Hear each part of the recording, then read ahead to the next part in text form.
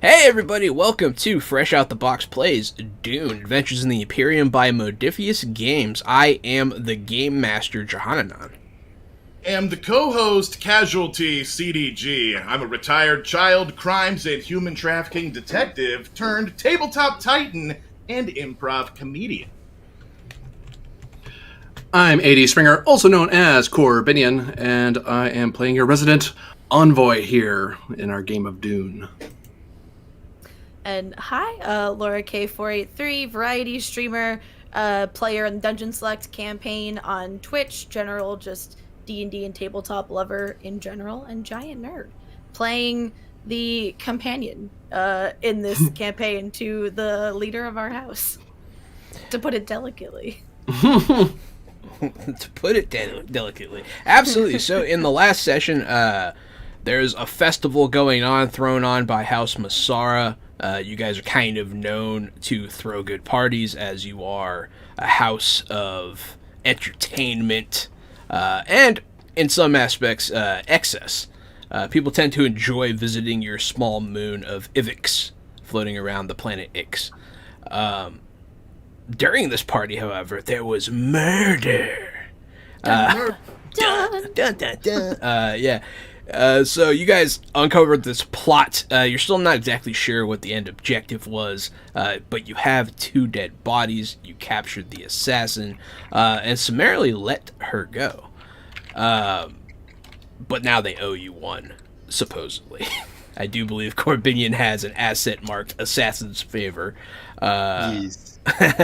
But yes. Pretty good thing to have. It is a pretty good thing to have. During all this, Leto Artrides has been trying to negotiate with the Spacing Guild through Corbinian and Michael, another representative of the Spacing Guild to help relocate members of his house and secure trade lines to Arrakis, which, as all of you know, is, I mean, it's what the game's named after, Dune, the desert planet.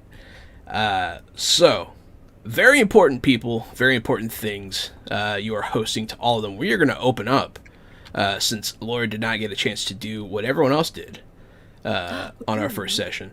Laura, we are wherever in the house, Masarrah, that you say you are. This is your chance to make your space, describe your space. It'll become a part of the house, and also describe who you are and all that good stuff. Okay. Well, the name of my character is Gwendolyn Escher, Gwen for short. That most people would call her that, or friends with her. And to the uninformed or casual observer, she is one of the top violinists in the musicians that are part of the artistic retinue of House Masarrah. To the informed, she is the consort / companion to the leader of the house. And that is one of the reasons it keeps her around. My place, it probably... I'm of two minds, but we'll go this way. Kind of like you described the party room, just very almost like a harem style. Lots of just comfy, plush, like seating areas, alcoves, rich, sumptuous fabrics, that kind of thing. Her room would very much match and probably be near where, I'm assuming probably maybe behind the amphitheater, like where the backstage of the performance area would be. There would also be for the top performers that live in residence. They all have their own quarters, so that's where hers would be. And aside from an absolutely massive and stunning looking and super comfy looking king size bed, there would also be a music stand and multiple violin cases that like hang on the wall, because she has 3 different violins. Based on the performance, she would choose which one she is playing. And there would be a stand of just like sheet music, always kind of messy and haphazardly, like some on the stand, some that's like it's fallen off, a stack on like a little table next to it that probably should be better labeled and sorted but isn't, and not in like nice neat folders. And then some sort of little like seating area off to the side, and with lots of windows to look outside, but that also have blackout curtains that can go over them. Ooh. In case. Oh, and then there's a cord, stealing this from Critical Role.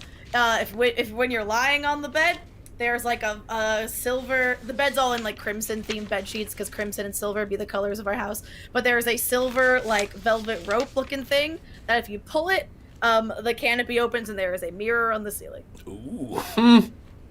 That's like super interesting. All right. No, definitely very cool. So yeah, we'll say, so Gary has a War Master's quarters beneath the stage, cool enough. And so when you're looking at the stage, I'm going to say that like around there's kind of like this motif that looks like, you know, living quarters with all kinds of windows and whatnot, and above the stage as well. And that is where the best of you live. So you live amongst the other actors and entertainers in this fun stage house, which I actually really like. And it has 360 windows, so like they're on the other side too, so you can look out into this beautiful rock garden that has this nice water feature where the War Master takes his piece. But yeah, I like it. I also like it. So yeah, we'll open up during all of this, because you have been like more or less present. Mortimer Masarrah, the house ruler, hasn't really been involved in the events. He's just been kind of focused on partying, as he does. What have you been up to during this intrigue unfolding? Aside from the point in time where I was very much the cause of his distraction for a while, I would say after that, maybe there would be, because also the party's pretty long, there was the play, but then before and after the play, there'd just be like music going on. Mm. So maybe after the play, because during the play, he's like, I've seen all the plays, fuck the plays, and that's where, and I was distracting him. After the play, the musicians that were performing music for the show and before, probably their fingers be tired or their lungs be tired if they're a woodwind player, whatever they need a break. So I would maybe swap out, and making sure that no part of me looks in any way disheveled or not a hair out of place. I would go and be performing for the after part of the party. And also while performing, keeping an ear out and having the other musicians tell me about what went down in the first part. So I probably heard about the murders and the story that Orloff was responsible and whatnot.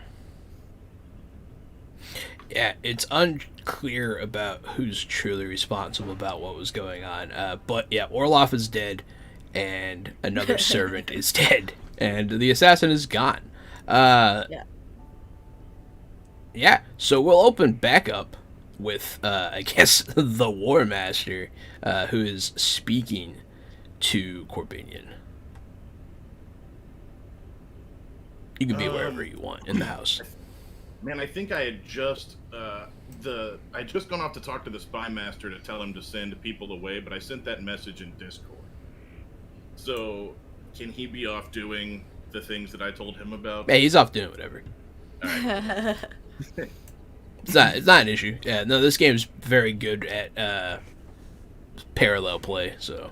Cool. Just wanted to make sure that I was able to have that conversation off the side before I did anything else. Yeah, he's not in a room staring at a wall. He's doing stuff.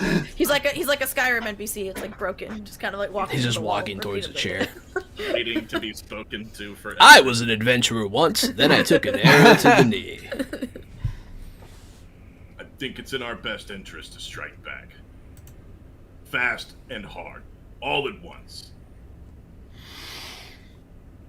Is there something you can do to impose trade sanctions on them? At the same time, we can strike a member of their family. And maybe I can talk around the house and see if there's anything else we can do to cripple them all at once. Well, I am no master of battle like yourself, but I can tell you that the most I could do when it comes to the Spacing Guild is suggest a slow of the highliners and troop transports, or increase the going rate for their ships. But I do not believe myself in the position to paralyze another house's traffic. The ability to paralyze traffic here was under a very special condition with the permission of the ruling family. I find your influence to be just as powerful in the ways of small tariffs or slowed products, and I appreciate everything you have to offer. I actually, Jahan, when you guys are finished, I have a thing I'd like to do. Not a problem. When they're finished their conversation. Absolutely. But Master General, I may suggest to you that if you, instead of slowing trade, I imagine you've already done this, but certain manners of Canli may need to be consulted with our lord, unless you intend to annex our foes.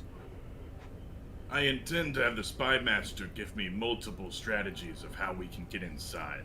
And while you impose trade sanctions and get it lined up, we can go forward with the plan and strike on multiple fronts at once. At that time, if we need to seek out some Canli manor, perhaps we will. Would you like me? Actually, to trade, I might be able to reach out to the Chome representative, Soren, and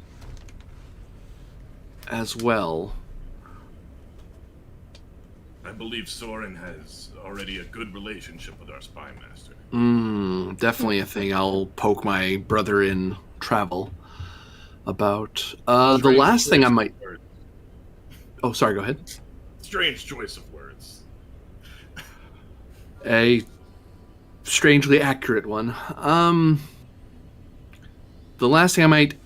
And this is your comfort level, of course, Master General, but should I possibly float this particular enemy to be a possible enemy of Atreides, or is that raising the stakes a little too high for all involved? there was an assassination under the nose of Atreides. If that's not a signal for war, I don't know what is. I will communicate the sentiment, if not necessarily the sender. It was certainly a threat at our house and everyone that we answered to. What must be done after all. I'll get to work on it right away, Master General. And I'll try to see if I can get a discount for ships leaving here as well. Make sure there's at least one Highliner floating about for deployment. I should be able to guarantee that, but I do believe that may be something that Spymaster can do more reliably. Possibly. Thank you for all your help. Yeah, no, definitely good. Where are you guys having this meeting? Probably the War Master's office, unless he wanted to talk at in my office, which is basically the little shuttle master's hut outside on the grounds. I imagine we're meeting in the War Master's office. I was thinking I actually could come down there and relieve my guys that have been stationed down there for a few hours. I suppose. Yeah, that's fine. I was just curious. Yeah, back to Gwendolyn. Yes, Gwen. Yeah. Given what I know of the reputation of the War Master and his ruthlessness and wanting to strike very decisively, while I'm just like tuning the violin and like maybe changing music from one piece to another during the performance, since I've been hearing about what went down while I play, I want to use one of my assets, which are the Bene Gesserit coded dots, which is basically sci-fi braille. And I can just like slap them on a surface, and only Bene Gesserit sisters will be able to read the raised coded dots. So basically, I'm leaving a secret message for the wife of Mortimer, and the message would say, given tonight's events and the events likely to follow, I think it might be in our best interest if I could meet with your War Master tomorrow, if you can find a way to make that convincible. Yeah, no, she'll feel the message out, and she'll just see it at one point while she was at the party, maybe come over to be like, oh, that last song was like so lovely. And yeah, she'll stroke your violin. Yeah. And she'll leave you a similar message. Why wait? Is what she'll say in hers. It could be important. Okay. I'm guessing now she'll like be hovering by, so I can keep doing this. I will change them to say, I just meant an introduction or word on your behalf might help, as I'm sure he would be confused as to why the opinion of a musician would be of merit to him. She'll say you're much more than that. And people who matter know of your importance. She'll eye you. She'll eye you kind of fondly. All right, then I will just play enough songs that it doesn't look weird that I showed up for like a song and then I left, because that's weird. So one song set. Yeah, play enough to make it not weird, and then I will slip off to go find wherever the War Master might be. So because of where you are, you're coming out of the Sultan room. It's on the way to anywhere he would want to go from the docks anyways. So you guys just bump into each other at all. Catch me walking like straight up the main gardens to the main door, because I'm just leaving the shuttles. Basically going for a nighttime patrol walk. I'm a big guy. I'm a big, imposing figure. I'm in my mid-30s. I have a big scar across my eye. I wear plate armor that is somewhere between medieval plate and futuristic plate. It's silver and crimson, and I have a long silver cape that goes all the way to the ground. And I probably carry a silver helmet under my arm and have these giant silver gauntlets that look way too heavy. All right. Well, then, at some point, I will make find a way to like, while taking a break from my playing, to just happen to stumble across you in the hallway and make it look, this is a funny coincidence. And what you see, so what I look like, like average height. So like, let's say like I'm 5'5", we'll say she's 5'5". Probably I'm in early 30s, but you wouldn't be able to quite tell. That's your best guess at her age. Very pale skin, the first thing you would notice, maybe, be very striking, like emerald eyes. And I have waist length black hair with very, very thin streaks of blonde hair in it. So it almost, when it hits the sun, almost looks like there's thread of gold woven into my hair. You can't tell if it's natural or if I put it there. I am a very kind of like thick with 3 C's, like curvy figure, very, very busty, very hourglass body shape, but not in a way that looks like necessarily disproportionate. And what I'm wearing, I have a silver corset, underbust corset, like doesn't go over chest, that seems to be holding up a swath of crimson fabric that always looks like it's about to fall over and reveal more of me than you might want, and no one knows how it stays up, with this underbust corset seeming to be the only thing that holds this swath of fabric in place that becomes a dress. And then nestled, I have a necklace around my neck that's like a choker with a very big like ruby garnet gemstone hanging from it that always happens to sit very nicely balanced on my cleavage.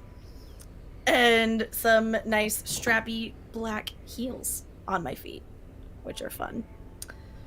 So yeah, that's what I look like coming down the hallway. And as I do like accidentally kind of like bump into you and like brush like arm in arm, and like, I'm so sorry, War Master.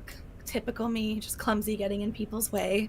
When you do, 4 Marines like stop and slam their spears on the ground. None of them point their spears; they just stop and make a scene.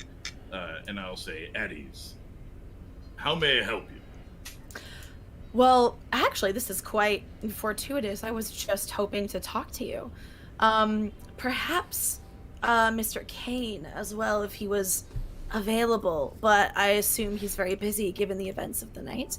Might we speak somewhere a bit more private? And by private, I mean, of course, your ever trusty guard can come with us. I just mean private from prying eyes. Let's walk. And we'll walk out like one of the side doors into like a big rose garden hedge maze. Oh, I like it. The guards will split up and stand at the different exits of the hedge maze. Nice. I'm just gonna say, so word travels pretty fast in a place like this. I heard about the events of tonight. You must be pretty tired. I don't know of what you speak. An assassin was easily dispatched by some of our guards. I mean, I wouldn't call it easy when it came at the cost of 2 fatalities, but definitely not as difficult as it might have been for others, I'm sure. I also managed to hear about what was said, and I know you are a man of decisive action, not one to let a slight on our house like this go unanswered. But I'm just wondering if in this one instance that might not be the best course of action. I appreciate your input, but the only thing I regret is not having sent a ship already. All right. May I ask you some questions, like hypothetical, about the scenario? Because given I only have hearsay, you might know some things that I'm not privy to. Of course, and I'll start walking again through the maze as we talk. So the assassin left word during interrogation. They're from House. Is it Ruchter or Richter? How are we pronouncing this? It is Ruchter. Ruchter. Okay, great. That's what I thought. Just making sure. I'm just wondering why we take an assassin at their word who'd already proven full of lies and deceit multiple times throughout the course of the evening. Our spy master found that to be the most credible information. Okay, but then they also, I heard word, said their employer came from within the household, and they were wearing servant livery. They knew the routes of the tunnels within our house. That is a very hard thing to do. It took me many, many months of living here before I learned my way around the tunnels. I got lost quite frequently. Given those two pieces of information, we also so quickly believe that they are from a rival house and not from within the walls. We still believe House Richter has a mole within inside our walls. Well, then the bigger priority surely would be sussing out the mole. We go retaliate. We take the life of someone in House Richter. Their mole's still here, feeding information to the next to take their place. Their house is not built on one person. A mole is like a hydra. When you kill one, two more come in their place. That's the interesting thing about a mole. As they plant a mole here, we've planted moles there. We'll get information back quickly on how we should respond. If we kill their mole, there will be more. They'll pay someone. We'll find their mole in due time, but we'll strike before they're ready. All right. Agree to disagree, but let's say then we both buy into this assertion that House Richter is truly the mind behind tonight's events. How do we not know that that was the intended plan all along, and a man with reputation like yours, which precedes planets, galaxies, many people know of your decisiveness and your boldness and your ruthlessness? Would this not be the perfect trap? Perform some Canley, act strained under interrogation, give up rather quickly. I say the play had not even finished, and we already managed to get all this information out of the assassin, but I digress. They give up this information, knowing you will be quick on the cusp for retaliation. How would we not? I think it would just be very thoughtless to not immediately plan that this is a trap that we are walking right into. This is why I trust my spy master with information. There are many questions I could pose and ask, but my job is clear. Destroy our enemies.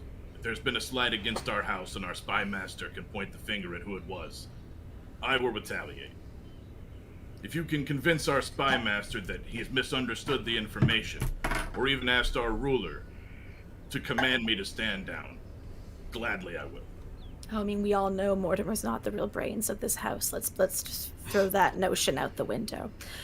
All right, it seems like maybe this was the wrong person to have this conversation with. You are just doing your job wonderfully. After all, clearly I should have talked to the brains behind this operation as opposed to the brawn. I guess I should speak with Mr. Kane. My one suggestion then, if we, just as food for thought, maybe, this is them. Of course, we retaliate. I'm not saying we let this slight go unanswered or unnoticed. But we wait for them to think we've almost forgotten about this. Think about it. Just imagine them panicking for weeks, months, being they have to know it was us. They gave up the ghost. They gave up our name. Why have they not arrived yet? Think of the fear, the paranoia they get to stew in and live in for those weeks and months. And then just when they think we are either, for some reason, too stupid to have caught on, or that we have given up, as their assassin did, apparently, we then wait for our next contract, for our next special performance, if you know what I mean. And we manage to make their house play host to that performance, playing up the honor of hosting such a performance. And then on top of our paid target, our paid VIP for that performance, there just happens to be another VIP from House Richter at the same time. I'll consider Just a your thought. strategy. It's wrapped in deceit, and I enjoy that very much. However, it harms my reputation of being a swift commander. So I have two things to think about.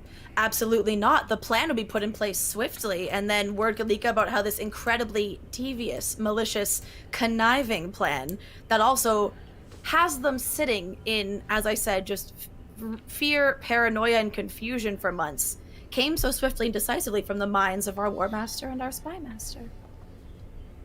I want Still so ruthless, badly just to not repay impulsive. them. To me, it seems like they've spilt a glass of milk on my shirt, and I want to repay them by burning down their house swiftly. I can see the words overreaction don't really have a place in your dictionary, do they, The Mr. word Malachar? overreaction got me where I am today. with all due respect. Of course not. And again, this is just one musician's opinion, of course. Obviously, I defer to you here in this. Just wanted to throw some ideas around, just in case. I will see if I can speak with Mr. Kane later tonight, just in case he maybe has any more flashes of inspiration. When we entered this hedge maze, I was sure you wouldn't be able to talk me into anything. Now, you have me considering a second strategy, and for that I congratulate you. Not many people can sway my choices. I will happily accept the compliment from someone with such stature as yourself. And do like a small, some bow curtsy hybrid that also, while I'm doing so, happens to give you a great look down my nose. I do the arm on the shoulder salute / bow situation. And then I'll head to the exit. A good night to you. Yeah. Obviously, it'll have to wait till Thomas joins, because I know he's going to be later tonight. But eventually, I will find a way to rendezvous with Mr. Spymaster as well. Would you like any of my men to walk you back? Oh, of course. I mean, can't be too careful on a night like tonight. I'll send two of the Marines with her, the Crimson Elite. Absolutely. Yeah, so you are... Where are you heading, specifically? It's not necessarily important, but... I'll go back to the performance. So, this was basically, my 5-minute break for rest my fingers, and then go back to performing, and wait to either catch sight of the Spymaster if he comes back to, the party, or to hear of his whereabouts, or for just my next break to go wandering around and find him. So as you leave the Rose Maze, you are followed out of the Rose Maze, which, no one was supposed to be in there, by a one... Oh, yikes! I'm so stupid! I'm so mad. I'm so What'd sorry. you do? I literally have a fucking asset that I can put down that prevents any eavesdropping and makes, a dome of silence, and I could have fucking put it down, and I'm stupid! No, it's fine. I'm really annoyed. It's okay. This one, you'll remember next time. You're followed out of this hedge maze by someone who you know well, Castor, the House Mentat. Oh, what up? Who I believe that you guys had some backstory lined up. They are still a part of the game. I'm gonna just NPC them, but yeah, he'll approach you from inside the maze. Hello there, Gwendolyn. Hello, Castor. How are you tonight? It's been busy, hasn't it? It's been illuminating. He'll look up at the stars as he says this. A man who wears a silver cape is not a subtle man, I think. I mean, I wouldn't exactly say subtlety necessarily is one of my best traits either. Looks down at everything I'm wearing / not wearing. He seems unaware. He seems less aware of your womanliness than most would be. Not implying because I'm trying to get him to think of more, implying look at me, look at the way I am dressed, look at the way I walk, look at everything. Do you think anything about me is subtle, at least on the outside? Curves can be concealing, he'll say. But yes, if I were you, I would get them to look more deeply at these things. I do not think it is as simple as it is being laid out for us by whomever. Oh, of course. I mean, in anything, but particularly in the art of Canley, you'd think rule number 1 is never look down the first direction you've been given. When you are a hammer, everything is a nail. But he can be reasoned with. He has guile of his own. But I find it suspect that this House Richter, minor house of House Ritchies, and I'm not sure if you're aware of who they are under. Refresh my memory.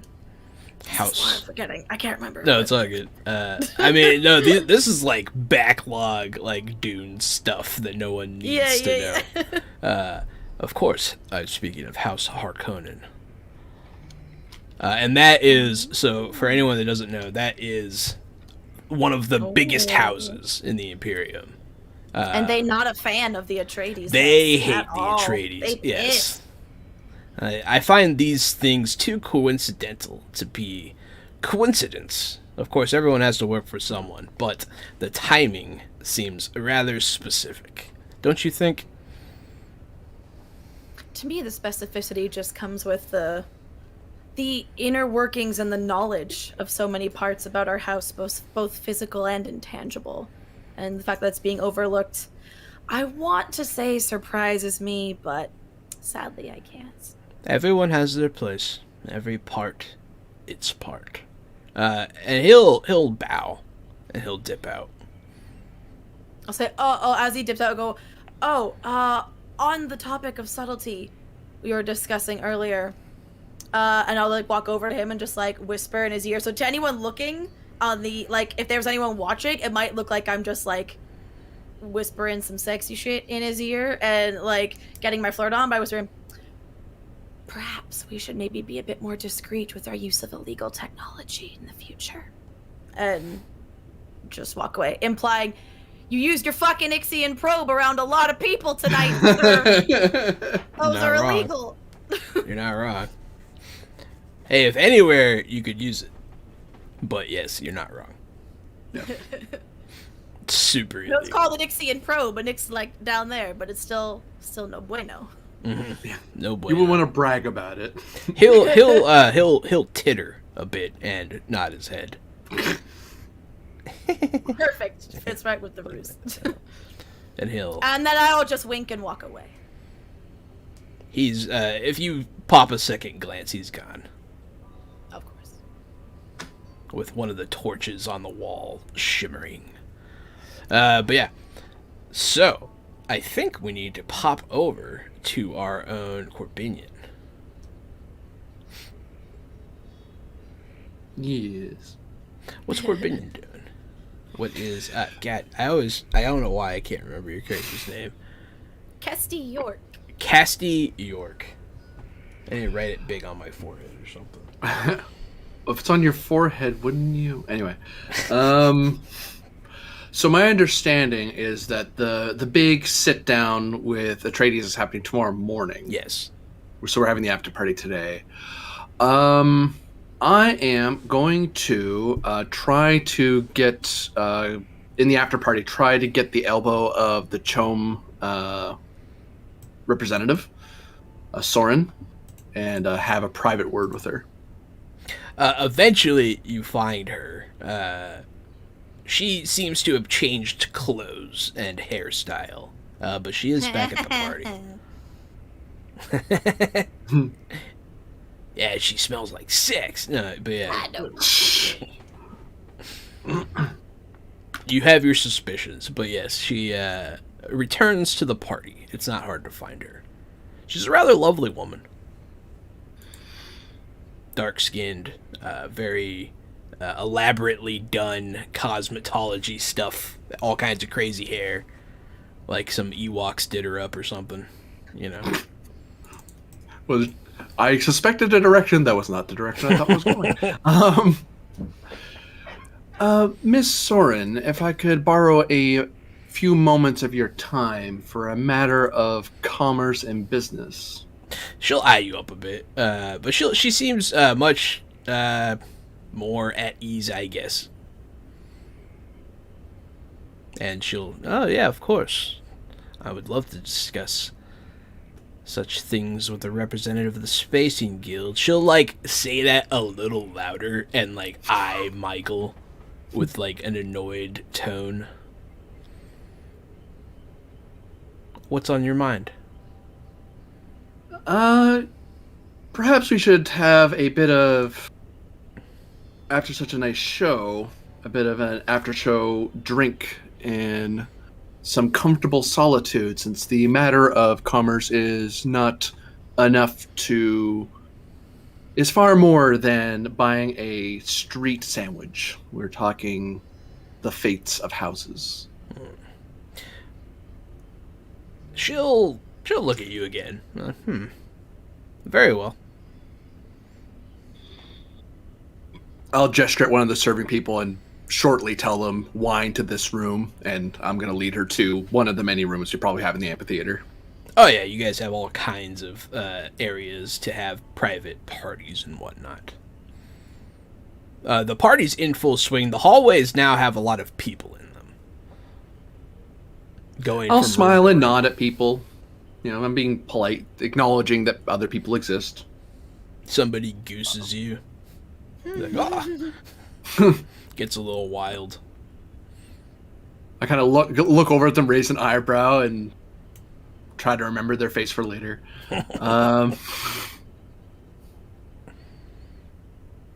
House Masarrah. Yeah. It's like Disney World for adults. No, I'm going to leave that alone. Yeah, once I have her alone, I kind of peer about the room, make sure no one's lurking behind any chairs, peer in any eye holes of paintings, make sure no one's peeping in. I'll say some of the peepholes when you look close. And you recognize the eyes of Castor. Always watching. I kind of turn and give a lightly playful but mildly annoyed, light hammer fist to the painting, thump, just to spook the person back there, and go to take a seat. You hear something scurry away. What is this about, York? Well, Miss Sloan, I would like to inform you of a possible economic issue that you may wish to prepare CHOAM for. And I wish to ensure that the loss in commerce is properly balanced. It has come to my attention in my role as envoy of Masarrah and of the Spacing Guild that it is entirely possible that the House of Ruktar is about to face some rather dire situations that will involve falling in favor with the Spacing Guild and a dip in economic ability. And I would like to inform you now, or to inform your superiors, as you see fit, that perhaps the investments should be diversified away from Ruktar. And should that be done, I would sure that the House Masarrah would gladly look into future improvement of trade and other such niceties for the favor of more speedy commerce to our ends. Well, and I'm sure the guild would appreciate your vision. Give me a communication here. Give me a chatty Cathy check here. I'm gonna use duty on this one. Sounds right. Yeah, I'm not doing this for my own personal ambition. I'm doing it because House Masarrah's War Master said, "No, do it, man." I'm like, okay, cool, doing it. doing it for the house.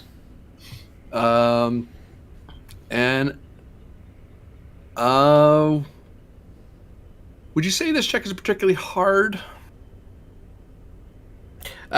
So this is a check that's not going to be pure pass-fail. Your successes will all matter. Yes. Ooh. So the more successes you get, the better this goes. I'm going to tilt right into my duty statement then. I wasn't sure if I wanted to bring it up or not. What must be done, must be done. I'm even going to go so far as to give off my mask of power. I'm going to try to indicate that I know something even beyond what I'm already telling her. No, that's perfect for what you're trying. You're trying to insinuate some stuff here. So no, that's a good use of mask of power. All right, and lastly, we have no momentum, but I really want this. I really want CHOAM to play along, because if CHOAM doesn't play along, that's bad. That will really screw us. Yes, they are. I hate giving threat this early. 2 threat because 2 threat for an additional die because I used determination. No. Big sad. Communicate duty. 3 dice. I'll reach on this. Bartering focus apply? Yeah. Yeah, no, absolutely bartering focus would apply, yeah. Oh. I'm desperately glad I used my drive. Oh shit. Wow. I got some success. Whoa. God. That's a terrible roll. So Wait, your wait, drive wait, gives you wait. an automatic success, huh? Yeah. Uh, Which makes yeah, if that's as long 3 fails otherwise, right? Because high is bad in this. High This is my bad. first. yeah. High bad. Oh no. With all the resources I spent, I got all of like 1 or 2 successes. Oh my. With the asset, like God. that's a garbage roll. With us. So yeah, that hurts. So we do no. like to teach on this channel for anyone watching the unique nature of the Dune game. It's not like any game I've ever played. So that number target 14, you get that by adding your skill and whatever applicable drive you're using. You add them up, and then you're rolling under that. Yeah. That's yeah. And so for anyone watching, that's how it's very interesting. But you That's a can. yikes. There is a way for you to re-roll your pool. You have a special point that you can use every once in a while, every great once in a while. I do believe it was discipline. I use communicate duty. Oh no, but you can use. You have a like a one-time use resource that you can use to re-roll your whole pool. Was it determination? Determination, yes. Yeah. I spent it to get the free 1 hit. If I wanted it back, I have to claw it back somehow, and that is expensive. No. And I have right now I'm sitting on 2 successes, maybe 3 if my Mask of Power helped. So, without further proof of these matters, without certainty that you could provide to my investors enjoy certainty. And it seems that a house that would allow 2 deaths under their own roof might not be in the best position to dictate the futures of enemy houses. She will say that, as it's not a failure. You have sown a seed of doubt in the world for this house with a very important person, but that's what she says. And it's kind of mean, you know? Yeah. Are they? Remind me where they're having this conversation. They're having it at the party. They're having it in one of the private rooms. Okay. Yeah. Darn! I was gonna be like, could I have heard that while playing my violin? But no, they're not here. They're elsewhere. Well, a servant brings you wine as this is happening. I'll take the wine and offer her and motion for her to take her glass because we are of equal rank despite her disdain. Yeah. I'm not serving you, lady. Well, how about this then? I swirl the wine for a second. If I give you more information, more certain information, do I have your promise that more definitive action may be done in the future? If you have proof that House Richter will lose its standing, you could be assured that we would act accordingly, she'll say. I will give you 3 threat to make that a binding promise. We're a double-digit threat, and I'm out here wanting to undo this plan, and you're like, hey, this thing's definitely happening. I'm just like, no. Oh, this is stressful. It is stressful. No, I love it.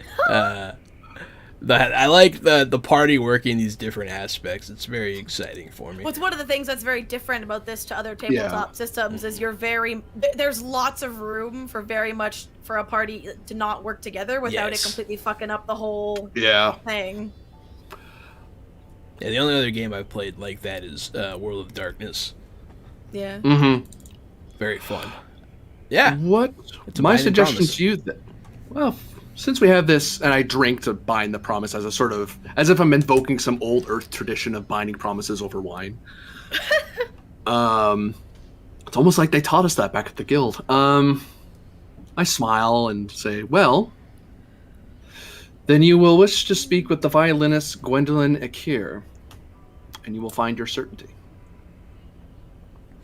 Oh, Close. she'll smile at the just the level of cloak and daggers. You know, she just kind of smirks at it. Be like, I'll have to do that. She'll drink her wine. If you'll excuse me, I have a party to return to. Of course. Sorry to keep you. She'll You can bill me for the consulting hour. she'll leave. She'll walk down the hallway with a ton of grace. She's a very elegant woman. But yeah, no, shortly thereafter, yeah, she would approach Gwendolyn. I guess I'll just be wrapping up a piece as she approaches. Absolutely. She'll come. I hear you're the one to speak with, Gwendolyn. Oh, well, that's very interesting. And who might you have heard this from? It's not important. But she's just all smiles. I mean, I very much believe it is. I mean, it sounds like I might have an admirer that maybe I want to know about. A friend of yours has told me that you might be the one to ask about certain financial interests in the future.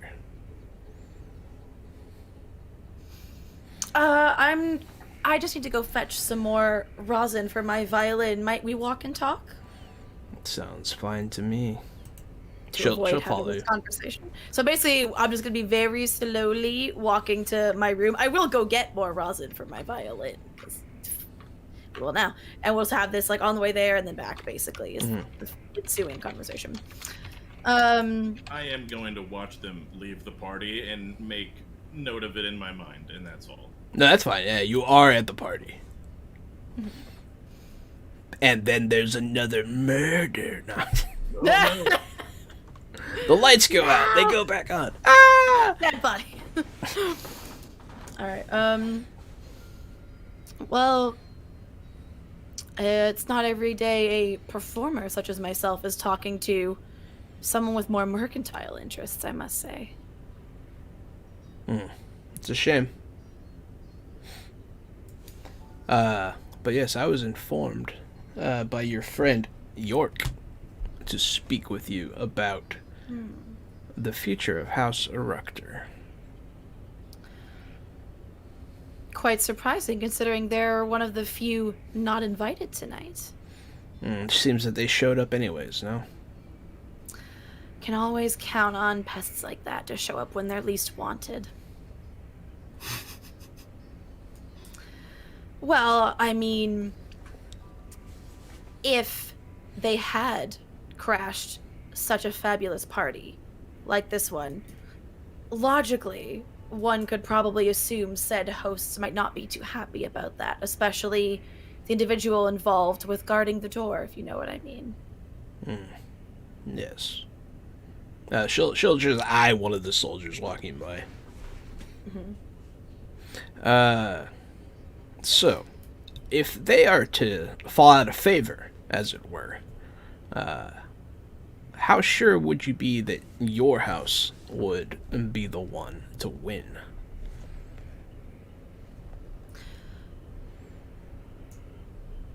Interesting wording there. Just being direct. Yeah, I can assure you that they will fall out of favor as their actions have already reaped said karmic response for them.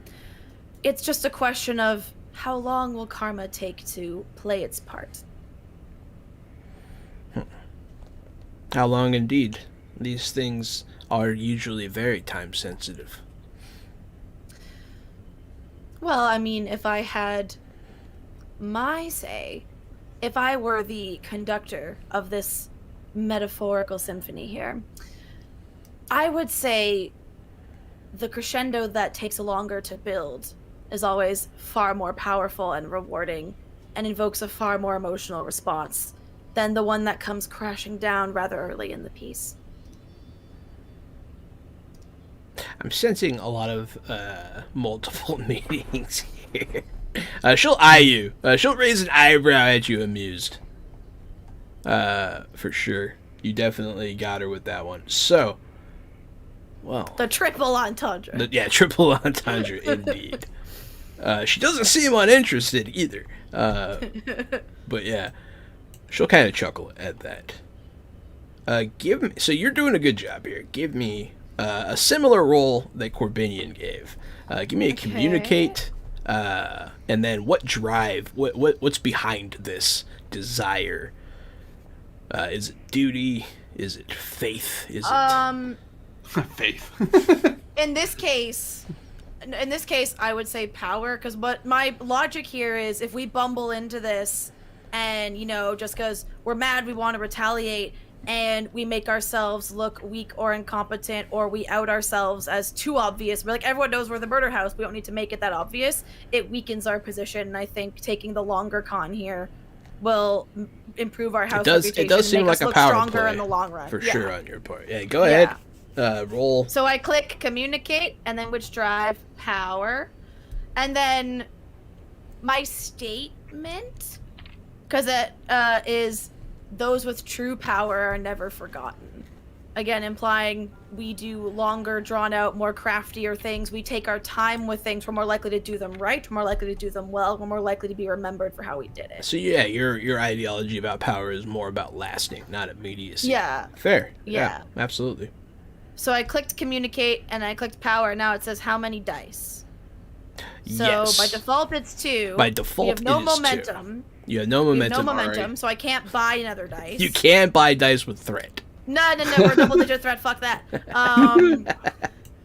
But I won't argue. If the statement the drive statement applies, or if you think if the DM says it applies, do you get another dice or no? Is that just kind of like a character thing to help guide you? So whenever you're using a drive with a statement, the statements are there to make sure you only use those drives when it's like truly specifically applicable in that specific way. Because when you're using the higher numbers, you have a much better chance of success. You can, however, cross them out in some instances if you want to use it, but then your drive statement has to change down the line, which is interesting. Okay. That's how you get more determination back. It is how you get. If you lose it, you lose it. Okay, then I'm just looking at none of my assets work for this.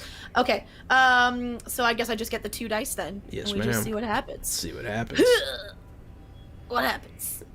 Oh wait, using focus. That's where. So using focus is no. What's my focus in communicate? No, it's my violin. I'm not using my violin. No, you're not using your There we go. Communicating. Ah! No. Why? Why do I roll crits in this game, but I roll like garbage? Yeah, you're rolling good for D&D. What is this? What is this bullshit? You could All right. reroll. How? By using my 1 determination? Yes. And then it's gone? Correct. You It can't comes get back them back. Yeah. I would really like to do that, because I do very Go ahead. much think our house, like, I'm struggling This to can get be a my... very important role. Okay, so I just click it all again. Which drive? Power. Communicate. Because my communicate's only a 6. It's not my That's 8, not bad. 6 isn't bad, yeah. But All right. Oh, that's much better. that is much better. So you do get 2 successes.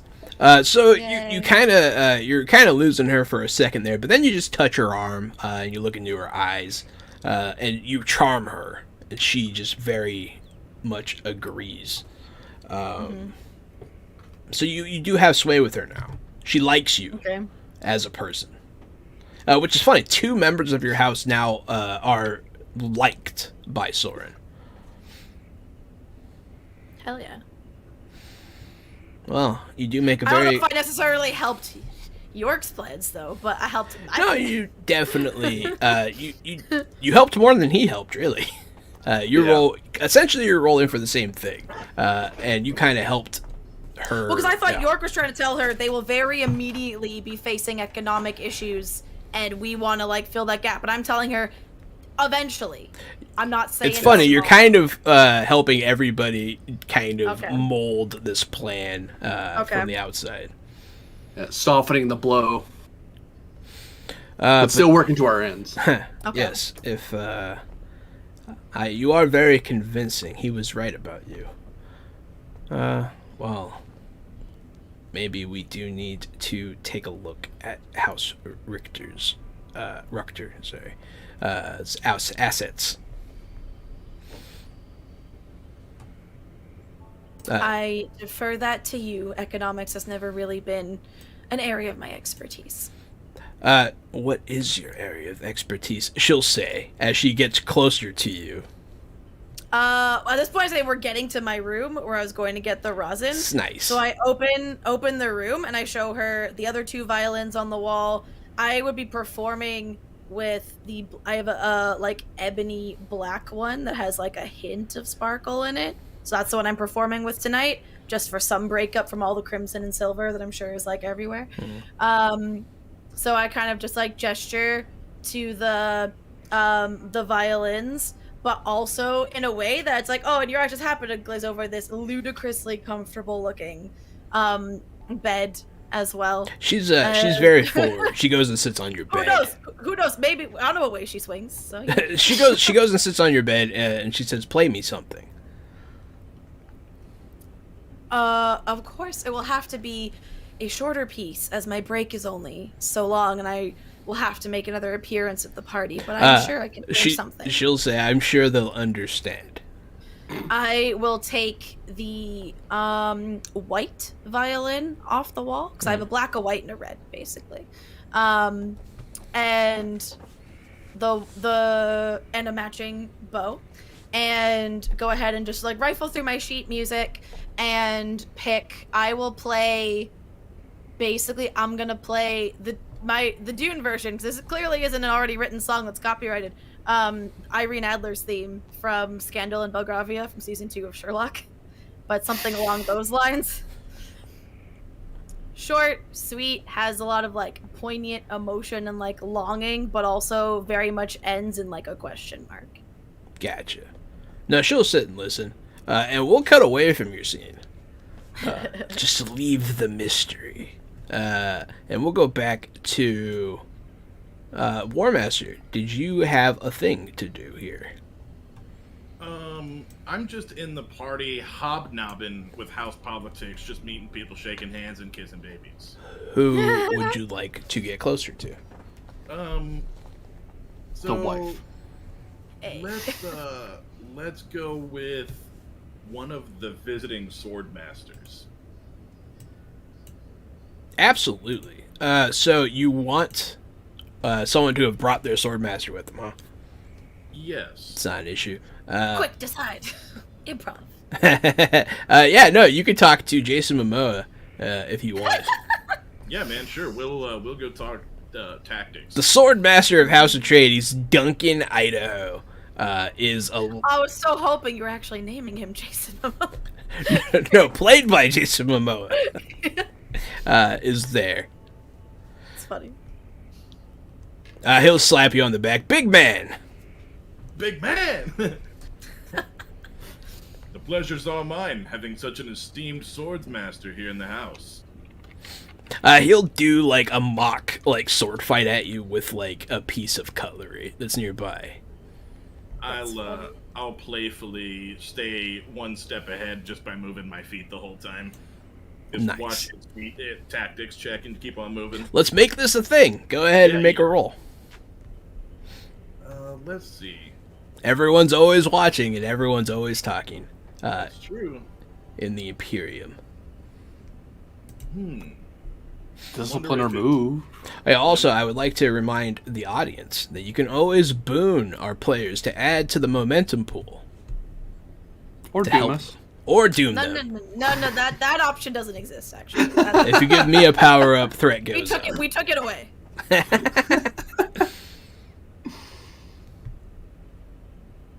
Come on, dice. Use a focus, yes, tactics. There we are. Nice.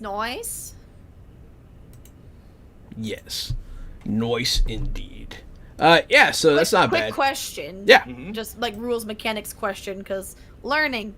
So when I rolled earlier, it shows like one of them was like a 3, and it says 1. The numbers above it, it's just like that's how many successes it has. So how come the number 3 that Gary rolled says 2 successes? It's an interesting question.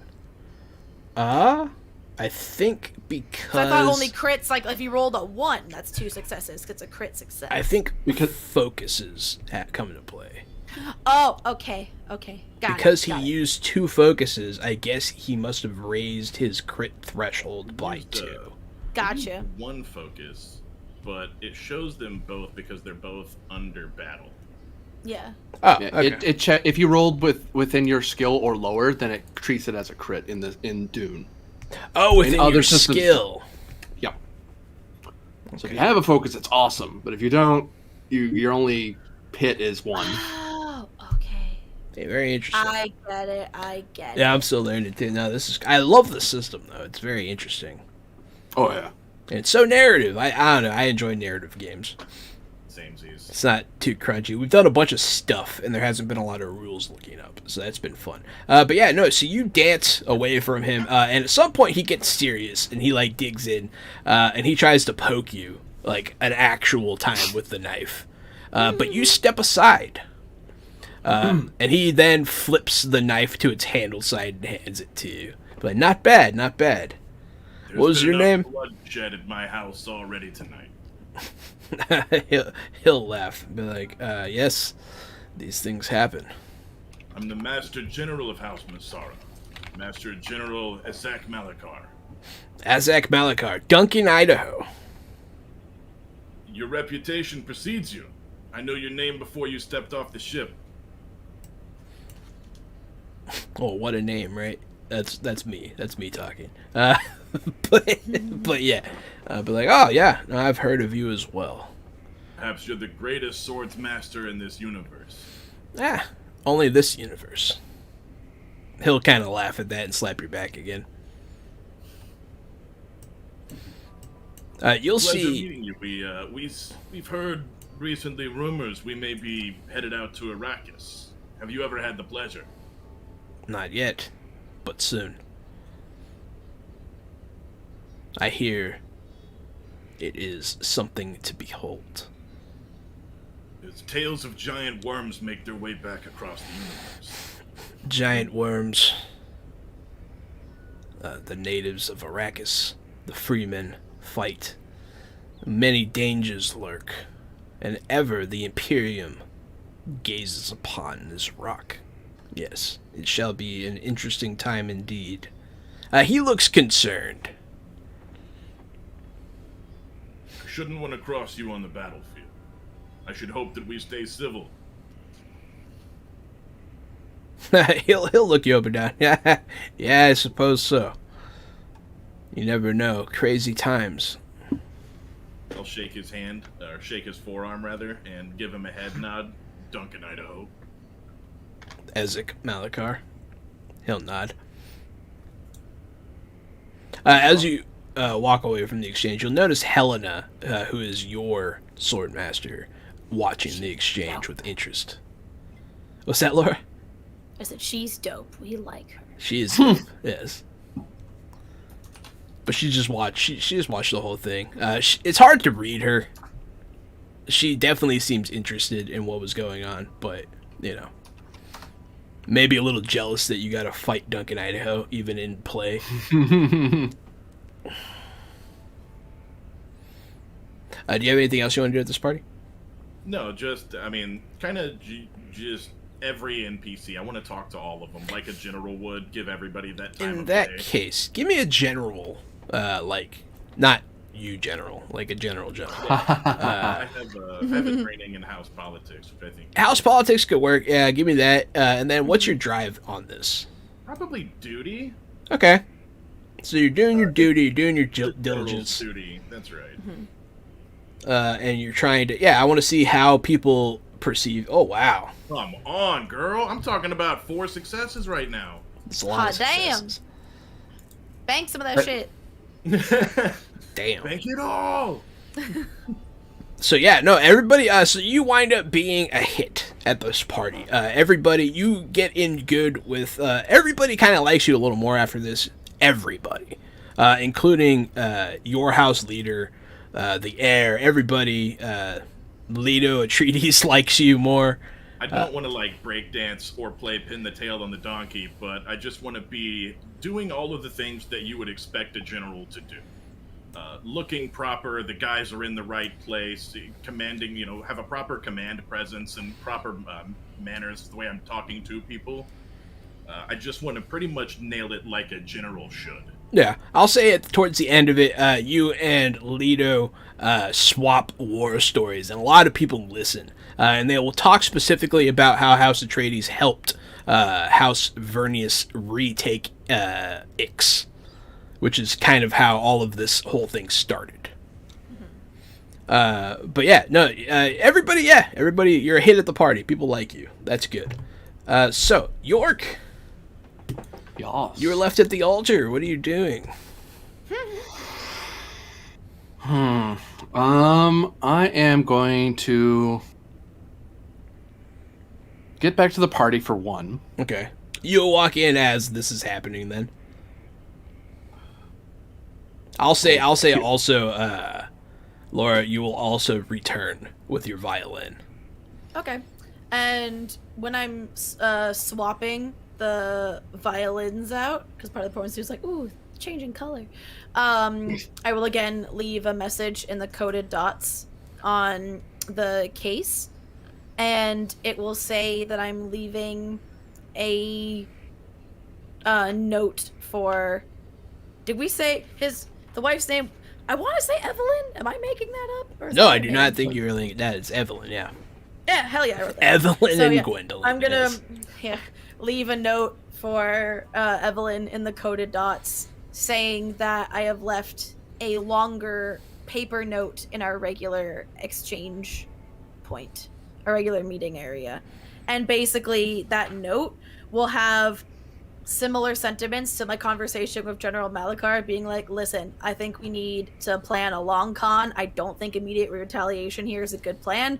I've already had my time with Mortimer tonight, so it's your turn to plant the things in his head. So you need to tonight get him thinking on my train of thought to help sway maybe some other house members that a long con is the way to go here. And that's so whenever enough. she wants to, she can go to our regular... We have one designated tunnel in the maze of sex tunnels. That's where we meet. And that's as they were called in the last episode. Yes. And there will be, in that one designated place, there's like a crack in the wall that's almost invisible to the naked eye unless you Where know the where to boys look. can see it all. No, and I'll like shoved a paper in there. That's the paper that she'll pick up that says that. Absolutely. And then I'll go back to playing. Not a problem. Yeah, she'll disappear after a time. And when I played that song for Soren, she just like, I played the song, she listened, and then we just went back to party. That's fine. Cool. That's what You happened. know what the hardest part about finding that note is? Getting it out. They're sex tunnels, but you can't see it with the naked eye. So you have to put on clothes and go in the sex tunnels. It's just a weird extra step most people don't take. Terrible. Thank you. I am first going to linger at the violinist's performance. Gwendolyn, there we go. And in between songs, like as you're about to transition and you're getting repositioned, I'll innuendoly point out something like, what about that second movement you were working on the other day? Is that, were you able to smooth that out, or are you still working on it? Sort of trying to ask her, did you talk to this person without, but in a field of people, trying to hide what I'm saying. Yeah. I'll just say, oh yeah, it's coming along quite nicely, actually. Nice of you to remember. Oh, good. I look forward to hearing more of it when it's brought to completion. And I clap and gesture like, hey, you should be listening, come on. And then I'll kind of stride over, look over at the general and nod, seeming rather pleased with myself, like I've done something, whatever it is I do around here. That is just drinking all your wine and getting in your guard's way. And I'm going to try to find Michael if he's here. He is. Michael! Of everyone at the party, I feel like at this point he's having the least fun.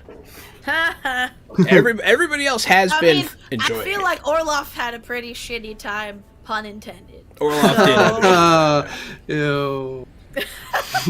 Let's just say now he's relieved. Oh, no.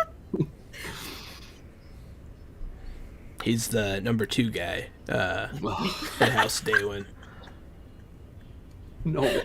We need to be stopped. Why, though?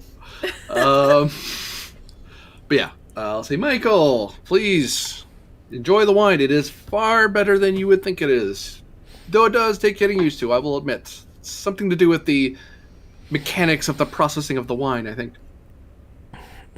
He'll, at your behest, grab a glass. Sure thing. I could do with a drink.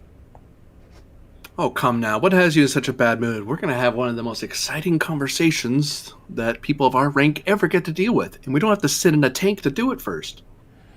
Yes. Well, tomorrow could bring lots of good tidings all around if that is what is allowed to happen. He'll kind of glare at you when he says that. Well, what possible hindrance would I be? I'm simply greasing the wheels of commerce and communication.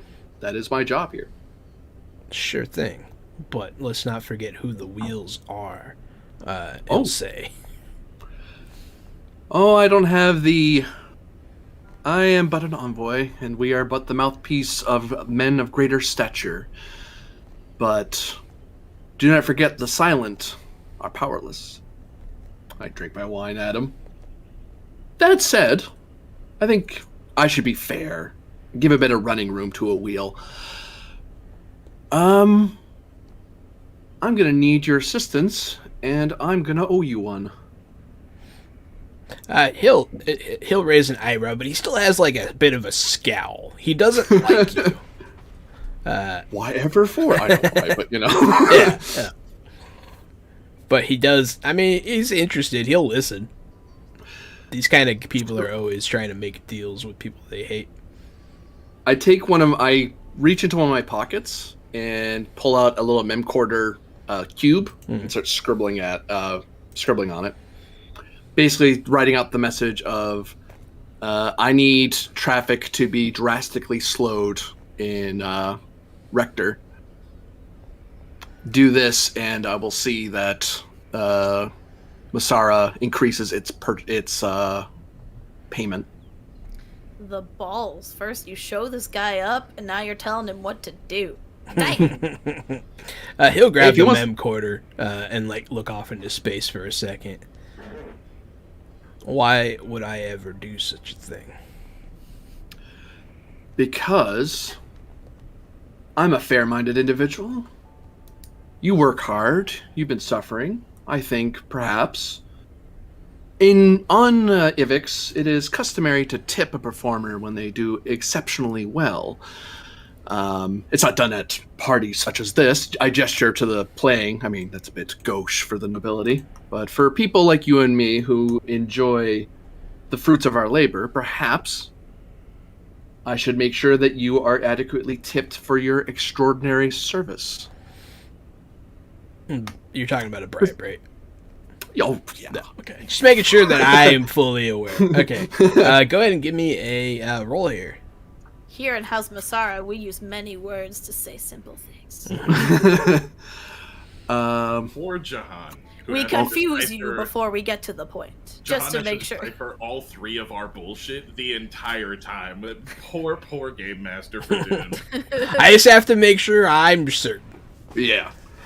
'Cause I don't want to arbitrate incorrectly. I'm not going to try to... It might not be new scene anyway, but even if it was, I'm not going to use Mask of Power because I don't feel like ticking this guy off more than I have to. It's communicate, I know that.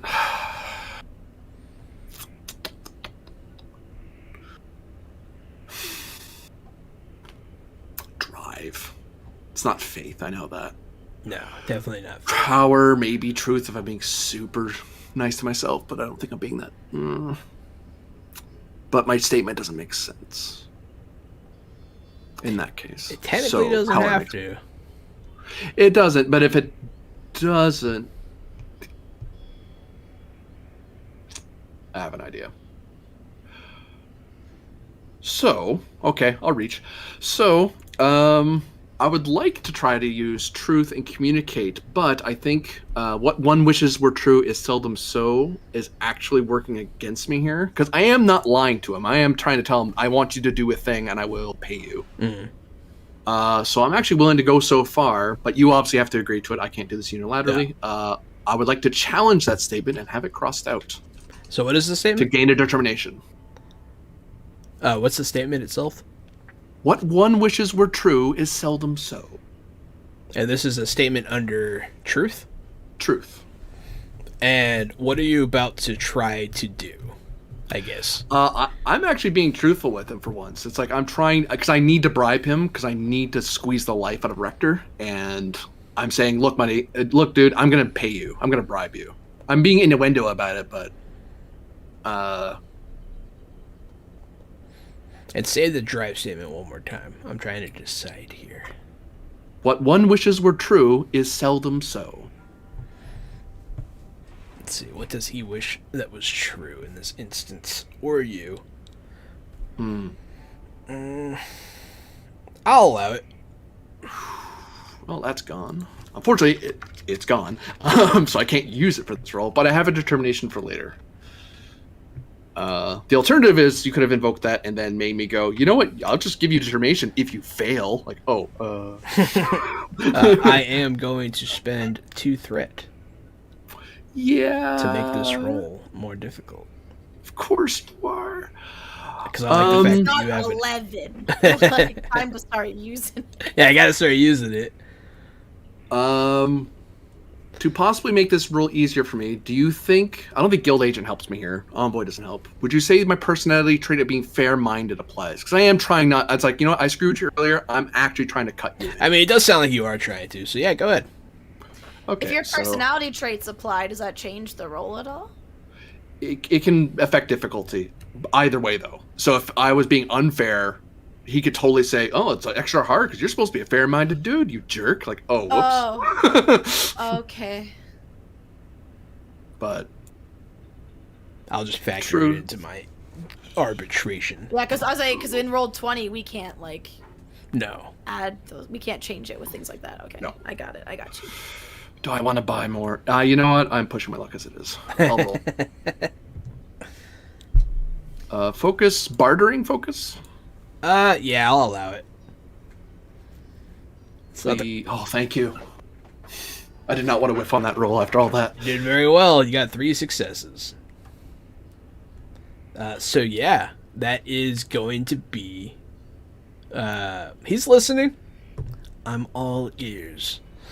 As you are breaking into these negotiations, as you're about to potentially decide the fate of your house, who knows how this could go, we're going to go ahead and take our 5-minute break. Break time. So, thank you so much, everyone, for watching so far. We're fresh out the box. Come back after you get a drink of water and say hi again.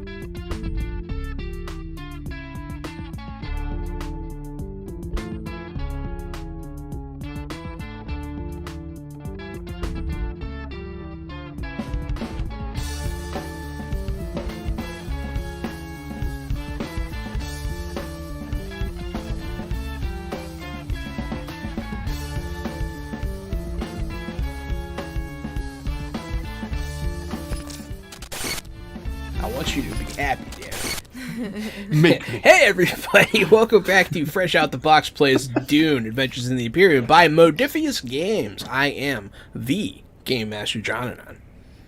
The co-host Casualty CDG. I'm a retired child crimes and human trafficking detective turned tabletop titan and improv comedian. And since it is Wed Dunes Day, I forgot we were going to try and make that a thing. I so am. I'll be playing the Master General of House Masarrah, the clever and deceitful Esek Malakar.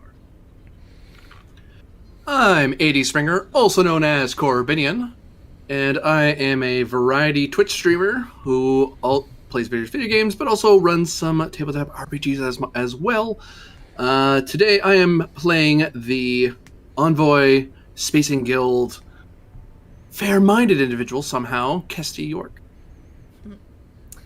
And I'm Laura K483, also a variety streamer on Twitch and a player in the Dungeon Select D&D campaign and tabletop enthusiast in general, slowly learning to be a DM as well. And I am playing the virtuoso violinist, but also companion to House Ruler and Bene Gesserit's sister, Gwendolyn Escher.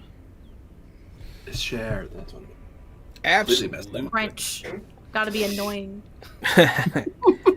Yeah, we last left off with our own Casty York here,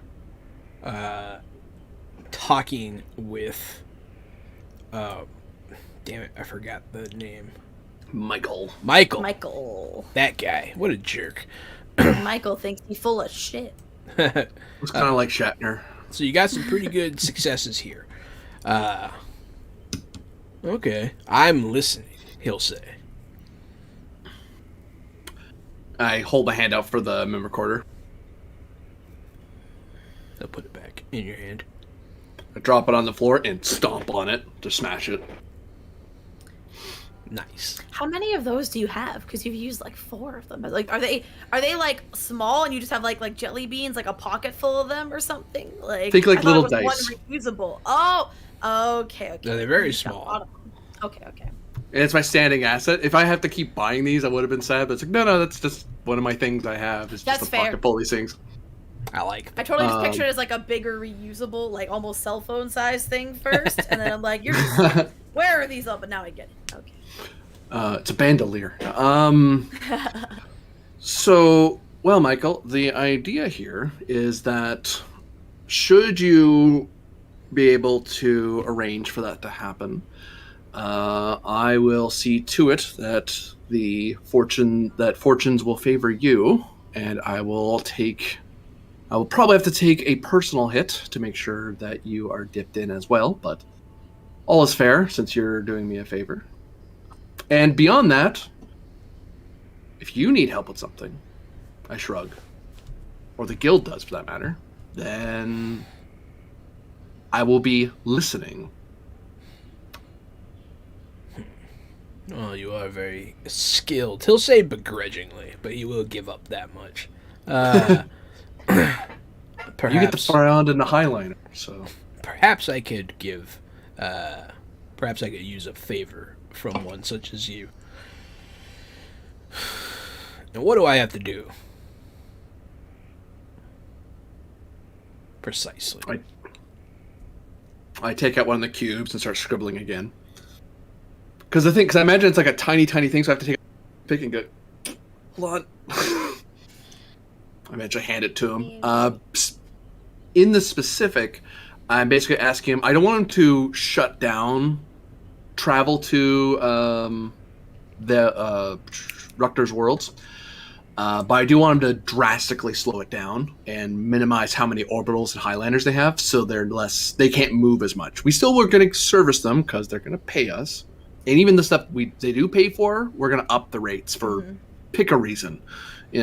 The stars aren't right. I don't care. Just think of something. No. The stars are not in position for this tribute. Stars can't do it. Not today. Anyone who gets the reference is my new best friend. What I would do in return is basically making sure that Masarrah basically hires more flights, even just for, flights that we don't really need, or extra orbitals, that sort of thing, just to whet the Space Guild's beak. And during all that, I usually would probably get a small cut of it along with the Spy Master, because that's our job. We're the contacts. Like, oh well, I'm just gonna some of my cut's gonna go to you, which I won't get to eat the fancy sandwiches, but he'll get to have a nicer time. Gotcha. I will see what I can do, he'll say. Remember this tomorrow during the negotiations, he'll say. I nod and hold up my hand for the mem quarter again. He'll give it back to you. Drop, smash. And then I try to gesture one of the servants who are probably used to me doing this. And You'll notice one of them is already cleaning it, and they had already cleaned the first one, and now they're kind of glaring at you. But then when they see you, they look away. Actually, when the servant looks at me and seems nervous at all, I kind of go, oh, no. I take a bit of money and kind of hand it to him. Thanks for the good work. They'll take it and scurry off. You'll see them approach a shady-looking man leaning on a street corner. No, I'm just... Whenever York and Michael are finished talking, I will, glass of wine in hand, go to have a chat with York as well.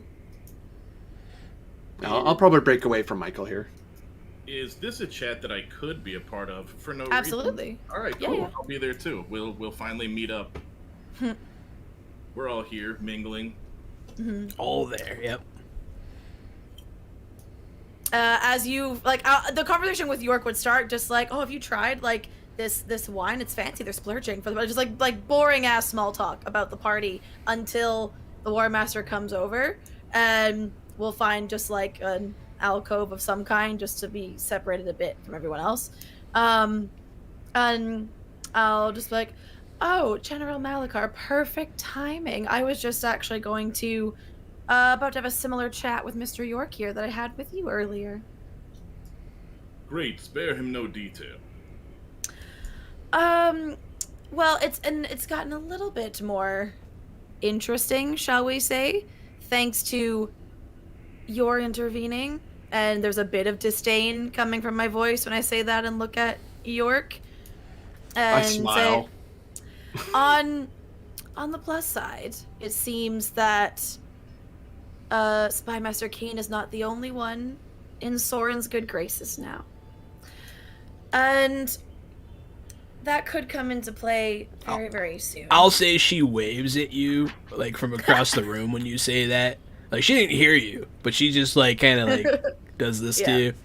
Yeah, just like... Basically, I've heard, as you know, I've heard about all the goings-on before, because... artists are worse gossips than servants, let me tell you. So, I have a few concerns with this potential plan beginning to be formulated, and I just thought I would voice those concerns around other esteemed gentlemen like yourself. Primarily, I want to make sure we aren't walking into a trap, and I just would love to know why we're all so ready to believe this assassin so quickly. About her, the truth of her employers. It's a shame they got away. Again, a bit of a pointed glance at York. You'll notice that in the alcove you're sitting in, you are now sitting with Castor. You don't know where he came from. He just showed up. You assume that there is a door in this area. Yep. I mean... It seemed during the line of questioning, from what I can hear, because as we know, the walls have ears, no one inquired as to how this servant got a hold of a perfect replica of our house livery. How long has that servant been working for a while? How long was this ploy in place? Maybe, I know it took me at least months to learn the maze of tunnels that roam these halls, and that was their primary means of travel throughout the evening. None of these questions were asked, and it seems to me they very much back up what was then believed to be a lie, that their employer was here, that they were hired from inside. The call is coming from inside the house, as they like to say, if you catch my drift. She has a point, Castor will say, but Den is just immediately silent. And looking at you guys very intensely. He has a very intense glare. Again, it's just such a shame those questions were never asked before we just lost track of this person. I do believe it was the Spymaster who confirmed House Rukter was behind it, and that they already had intentions to attack. Intentions to attack and concrete action are two very different things. And given the nature of the two of you working together and how much of a powerhouse that you two can be, as we know, I feel like if he knew their attack was more imminent, then this discussion would have been had much sooner. So, Gary, you do have one of your assets is like knowledge of an imminent attack, right? I think that's Thomas's. That's Thomas's. Is it? Well, Yeah. I just watched the VOD like literally today, and in your words, because he asked you, "Is this the house?" and you, I believe you said that they're not. It's not imminent. You said it's coming, but it's not imminent. Like they are still in a prep phase. They are still in a prep phase. So I'll say Castor has some of this information as well, for sake of ease. The attack is more pressing coming from, I would imagine, Daywin. Do we have... You know what, actually, I'm sure I can easily get this from Evelyn. If not, you might already have access to this, Castor. Do we have a list of recent hirings and firings in the house? A list of servants maybe brought on, released, orders for more uniforms. We can see how long they were present. Of course. He'll That just would be stand first point of there. call. He'll just stand there, like, knowingly. He is a Mentat. Mentat Yeah. have... Our supercomputers. Yeah, so he is the list. All right.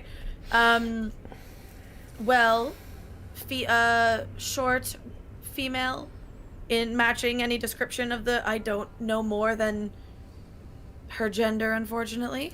As I was obviously, that's a bit above my pay grade, understandably. But I believe you got a chance to see her. Was there anyone matching the description brought on in the registry, and how recent? Caster's eyes will just kind of do that, like, rapid eye movement thing Yeah. when you're sleeping. She wasn't here long. Seems... No. There's no record of her ever being officially hired. And again, who would have the power to insert someone in our house without any sort of paper trail, not a member of another house? But I digress. Just wanted to put that out there. It seems it's a bit late because there is already a plan in motion that involves retaliation, as there should be. I was just hoping to discuss the timeline for this plan, because I've had to give some assurance to some people, another just like casual wave at Soren, that we might be seeing some economic impact on our friends. Caster will say, would you like me to arrange to interrogate some of the newer hires? Can't hurt. Again, servants gossip. Yes, yes, mistress. He'll bow out. My new plan is this. Or not plan, obviously. I'm sorry, I overstep again. My humble suggestion. I know, War Master, you want immediate, swift, and decisive action.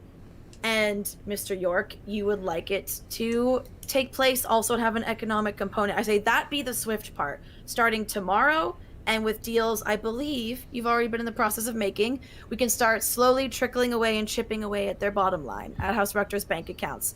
That will still send a message, we are not to be trifled with, that we have power, we have sway, but it keeps them on the edge of their seats, because I'm sure what they're expecting is a retaliation in the same vein. They're expecting violence, another act of Kenley on their own grounds, and that's what they've been preparing for. So we make them wait for that. I'm afraid you've been misunderstanding what I mean by quick action.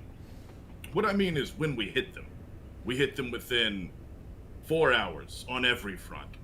We deny their money, we deny their travel, we kill their heir, and we abduct their people. And we don't do it over a slow, years-long campaign. We do it all in one afternoon. Okay, you're right. I did misinterpret. I thought you intended to do the bulk of that tomorrow. I would like your spy master's reports on the inner workings of that compound tomorrow, so that we can start planning. Okay. In that case, I'm a bit more on board now. As long as we take time to plan this out, because if that goes badly, we doom the fate of the entire. Because again, we have been recently treated to a rise in the ranks. We're doing very well, but we are still minor. There are major and there are great above us. We are very much on a precipice, and the next few weeks to months will dictate, do we get to stay at this newfound position? Do we get to continue to enjoy growth and success? Or do we slide backward? Yes, your position is rather new. Oh. Yeah, we are brand new. A minor house. We're not established. There are ways of rise, and one we benefited from is the most ancient of them all, through patronage. But in our future endeavors, or rather I should say in House Masarrah's future endeavors, there are ways that advancement must be done. My only task is to ensure that the wheels of power are able to move where they need to move. And as for the movement of certain pieces, it is of my training to gather as many pieces for future lance boards. Even if I do have to treat with a violinist who was quite or a mere violinist. Yeah, in fact, I would like to remind you, is not privy to a huge number of people and has now been increased by 1 tonight without my consultation first. Everyone knows you're a violinist. I raise an eyebrow. I just go, I just like do that knowing guns. I'm like, don't play coy with me. I invented the act, hun. You know exactly what I mean. You would be surprised how much a mask of power can lead one to believe things they wish to believe. Whatever she chose to believe is up to her. I just simply made sure the wheels went the right direction. All right. Well, I floated this idea by the War Master, and given it might just be in my nature, my weakness for the flair of performance, but think how on brand it would be if when we do mete out this justice to House Rukter, asterisk if they are the ones behind this, in our plan to absolutely destroy their hopes and dreams, basically. We did it in our true style that we're all such experts at. We eventually, whenever we get the perfect contract for one of our special VIP performances, and that because we have some discretion into where the performance happens. It doesn't always happen in the patron's home because that wouldn't always work out well for them. What if we found a way to ensure that when it's time for that next special performance, it happens at the grounds of the house? They are convinced to host this because prestige, power, money, there are many reasons, but they are convinced through someone to be the host for this performance. And then when the actual VIP target gets their special treatment during the performance, unfortunately, there's another as well. It just happens to be from the host house. What a shame. Along with whatever plans you had waiting, General. That could be the domino that sets them off. Yes, it seems great. I have a plan in conjuncture. If we're going to control the location, we should control the pieces as well. Maybe we take and replace a few of their key family members days before. We have actors in place as their family. Of course. I'm, of course, alluding to like an Ocean's 11 type of situation where we already did the assassination. Gotcha. And we just saved the last target to be during the show, because that's maybe instead of it being the domino that starts your plans, it's the last domino. And we just managed to tip the others over so subtly that they're only all revealed when the last one falls. Yes, that's exactly it. Yes. All right. I'm liking the sounds of this. I do think we should maybe take a few days and not just mere hours, just to be sure that our target is correct. I mean, look how sloppy they were with their own targets tonight. We don't want to make the same mistake. I just didn't want to wait on gathering information. Patience is a virtue, General. The spies exist for a reason. Yes, and even the best spy needs time to do their work. They're expendable so far as I'm concerned. So long as the spy master gives me the information I'm looking for, he's proven useful. Again, I'll be sure to communicate that sentiment to him, but not the source. Have you heard of the term confirmation bias? And he'll turn around and tell you that soldiers are expendable, and he expects me to lose them. We're all expendable at the end of the day. That is not the point. Again, have you heard of the term confirmation bias? Have you heard of lack of evidence, violinist? You have no contrary evidence to our action. No, I'm just saying give me time to find some. Ways in and ways out of the building. The schedules of the family members, the flight paths they take. the things we need to make decisive actions later. I won't send any soldiers until I've been given the discreet or the absolute approval from our ruler. You can't wage war without the say-so of the ruler. Annoyingly.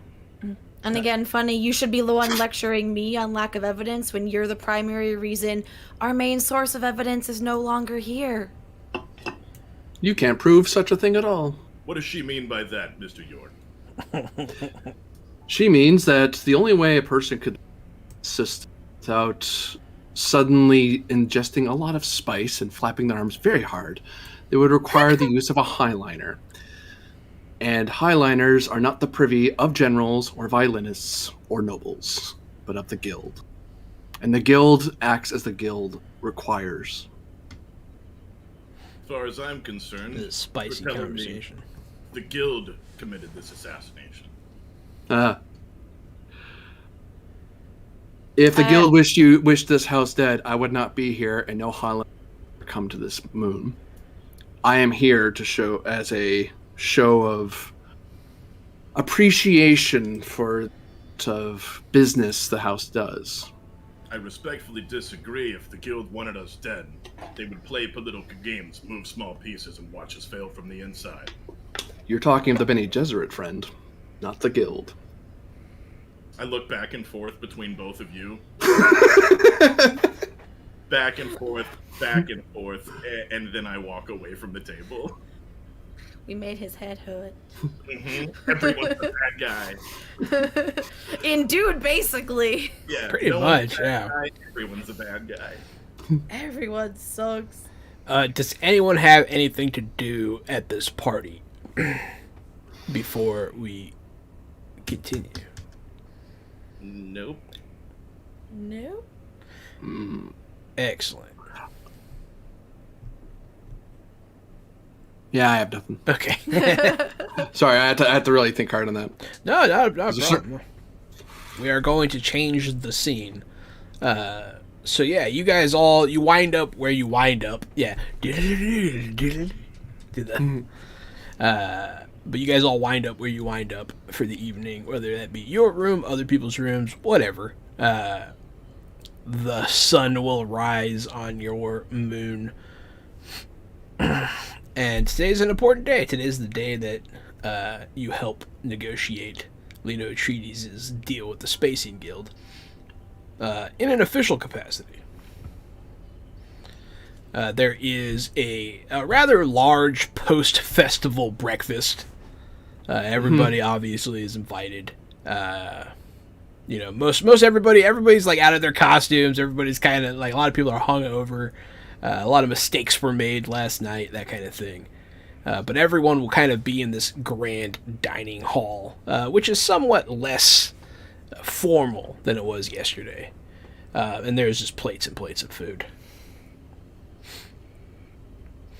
But if no one wants to do anything during breakfast, York, you will be interrupted by a messenger. Sir, you must come to the docks. I take a quick swig of the orange juice I was probably drinking, put it down, and motion, go on, and I start chasing after them. Yeah. People will notice. Not everybody, but some people. There is a new... Yeah. Oh, hold on. Uh-huh. There might be one thing right before his meeting I want to do at breakfast. Okay, yeah, what do you want to do at breakfast? Oh, never mind. I have to spend momentum to do this. And I'm not spending momentum unless I'm rolling for something. So never mind. I can't do it right now. You can spend momentum out of rolls. It's just that we don't have any momentum. You'd have to spend threat. No, thank you. I'm good. I was going to try and use my hyper-awareness talent, but yeah, I don't have momentum to do it, so it's fine. If you want to say you noticed him leave, that's fine. No, I was basically going to be trying to look for... I was going to go back to the roster, pick a few people to see if they were behaving in a way that they were, like, upset or plans before. Like, basically just, like, try and D&D words insight check a bunch of people with my hyper awareness, but I Gotcha. implemented a spend to do it, so it's fine. Fair enough. Yes, you run off after this page to the docks. It'll just simply say there's a new arrival, and you'll see. You'll be expecting a Highliner, for obvious reasons, but it's not. It's a shuttle. So it came from nearby. I'll stride over into my office and check the logs to see who's registered to be landing today, or if this is a scheduled landing. It is not. It's not a scheduled landing. Servant, get the guards, please.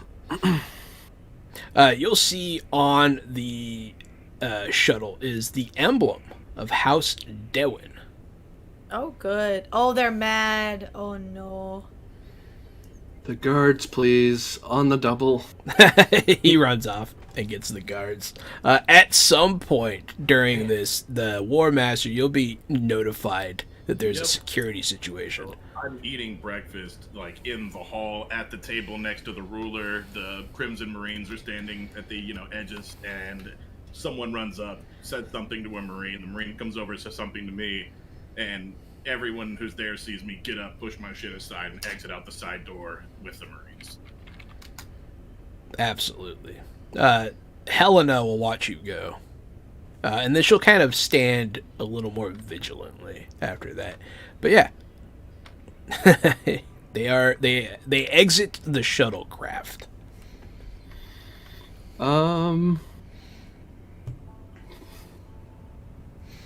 No, I'm not gonna rest it. There's a moment where I consider looking at melee weapon inside one of my drawers.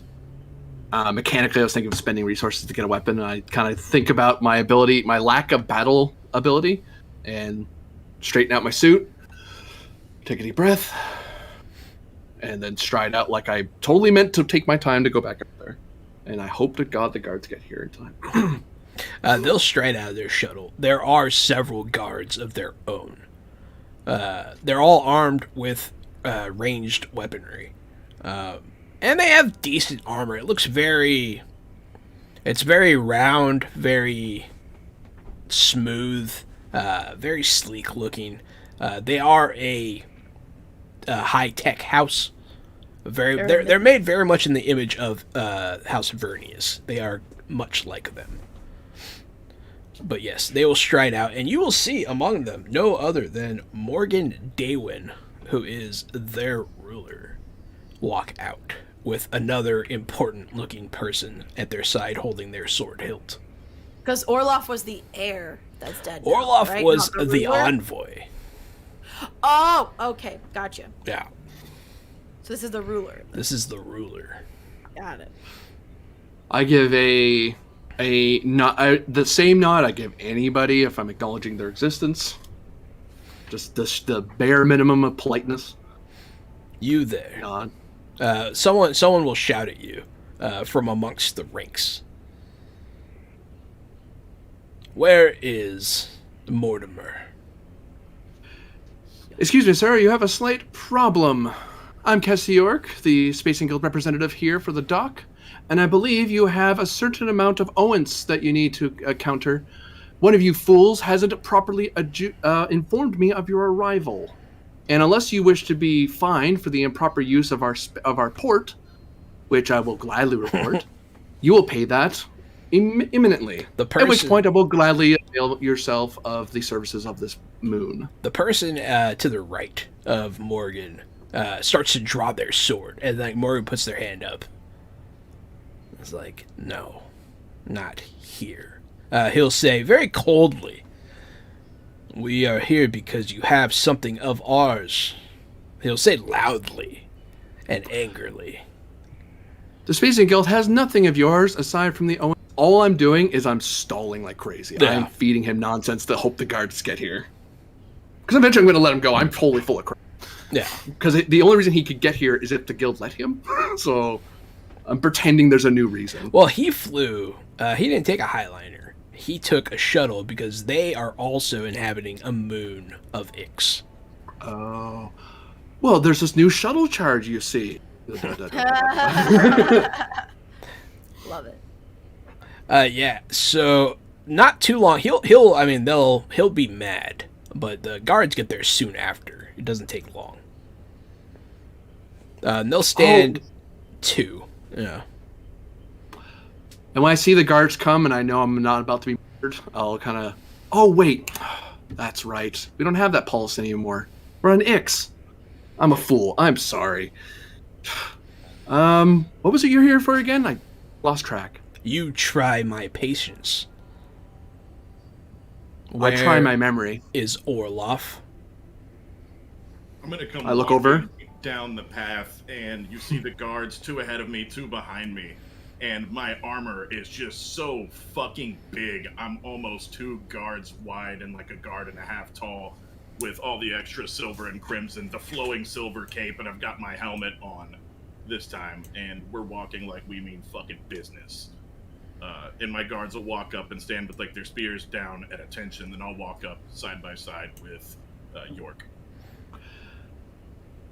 The person at the right of the ruler will step forward as well, aggressively. Gentlemen, you are both people of rank. We can be civilized.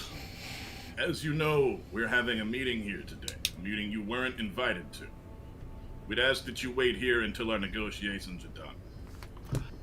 Master General, with all due fairness, it seems they feel they wish returned. We'll return it post-haste. Right now, the ruler is tied up with aforementioned negotiations. We can't bump his schedule, you understand. You have our dead. Return them to us immediately, or face the consequences. Surely they could have a body back. I mean, it's very tense in here. After a really long, tense moment, I'll say send for the body and just stay here the whole time we're waiting for the body. That's fine. I stay here as well because I'm seeing 2 very angry men about to kill each other. Going, nope, this is what I'm for. Yeah, this is leader of a house and equal to your house, so it is very intense. Yep. But yeah, pay raise for this nonsense. There'll just be a stare off for a bit.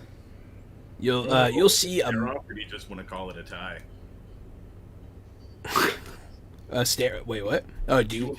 Yeah, I said, do you want to roll for a stare off, or do you just want to call it a tie? What would your intention be for the roll? I mean, I think we're both just being like cold badasses, right? So I think when you're having a stare off with somebody, that's for power, right? That's just like a look at my big dick. Yeah, I suppose so. Yeah, go ahead. Make like a roll. Nothing other than an alpha male dick. So, communicate? Yeah. Power. I'm gonna spend threat. Oh, girl. I forget if I can assist. It's a different thing. I got 1 success. That's fine. At least I didn't blow it. Yeah, so I spent threat to raise the difficulty by 2. So, as you try to stare this ruler down, you'll see there, obviously the sword master standing by their side, and they give you a cold look. And you're like, wow, that person looks like they might be able to kill me. You don't falter or anything. You didn't have any complications. But you are staring down the ruler of a house. And it feels that way to you. Oh, boy. Could I possibly try to assist this, just a single D20 of pretending that selling the, oh god, I'm super scared of him. I'm protecting you from him. He's a big, scary man. I know he won't hurt me, but oh god, he might hurt me. Hold me back. Yeah. Yeah, sure, if you want Hold to. me back. I will certainly try. Power, isn't it? This is a power struggle, you jerk. At least it's communicate. It's fine. It's fine. Everything's fine. It's fine here. Bartering. No. No. It's fine. Hey. Just barely. You got it. Nice. So yeah, you do help a bit. They'll look at the body language that you're taking, and kind of reevaluate General Essek. It is good to not appear weak. You're not wrong. But yes, the body will come shortly thereafter. It's on like a little hover cart. Is it in a body bag or anything, or is it Yes. just out there? No, it's in a body bag. Oh no. I'll say it's wrapped up by like cloth. Your property. They'll take it. He'll have men store it while he stares at you. We shall see about this further soon. He'll just say that ominously, and then he'll like turn. He's also wearing an awesome cape, and he'll like. As he turns away, I'll say, next time, keep your assassins on a tighter leash. He'll stop. Oh yeah. Now, let's not stain the nice spacer floor that you paid so nicely for. He continues Please? to walk on the ship. And they leave. I'll turn to York. That went pretty well. I just give you a look like, are you? But I decide I say nothing. I just look at you like, are you kidding me? Yeah, you that's wouldn't the bet. house that's planning on attacking you that you know about. Yeah, not the one that we're attacking. No, Pat yeah, you this one. on the back and then say, isn't there a meeting we need to get to? Yes, with a glass of wine. Oh, yes, and the. Oh. It's breakfast time. It's not wine, it's a mimosa. There you go. Is there anything? Yeah, you have the scene. This is your. Let me know when you're done with it if you wanted to do anything.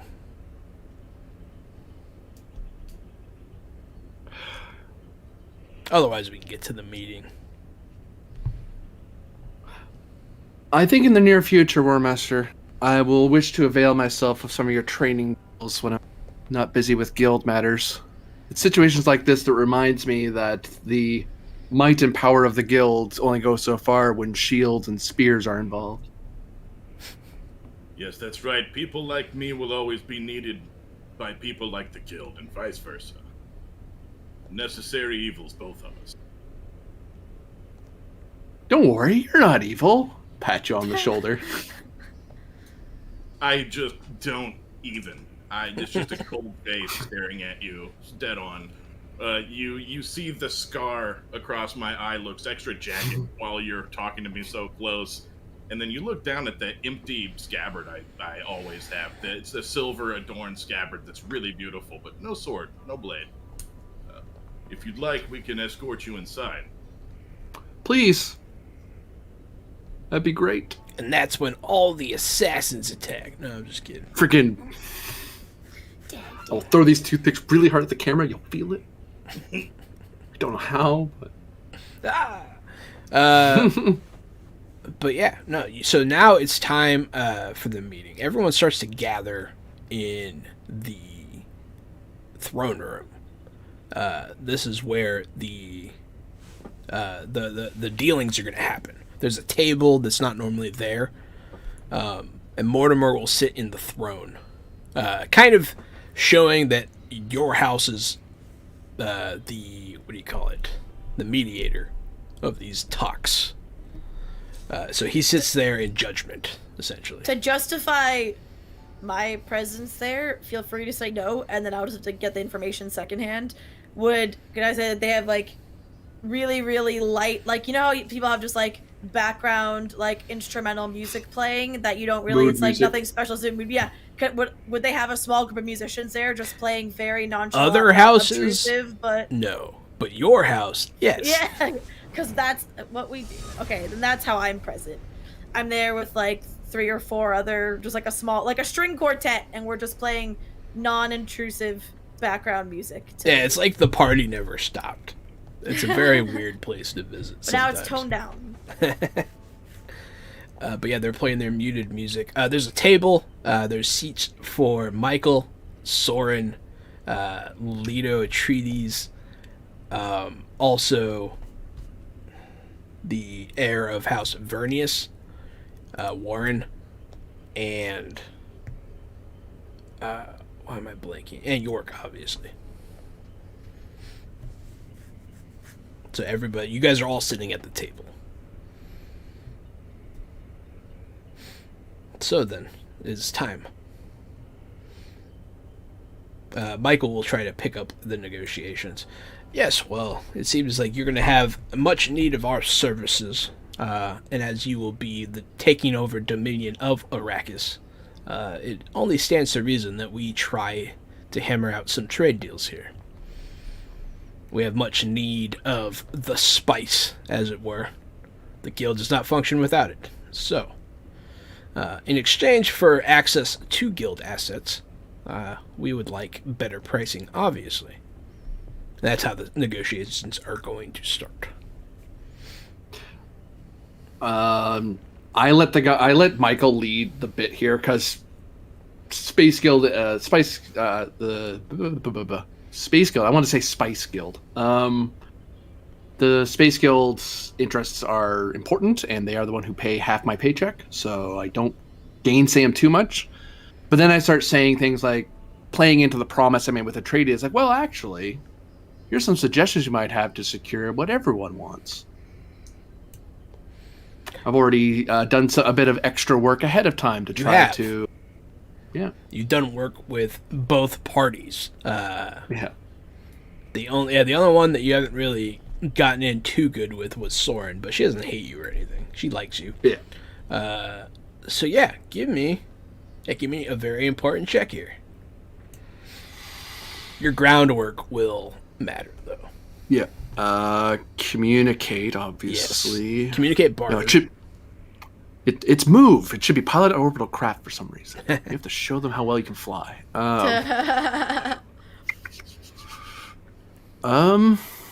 Justice doesn't come into this.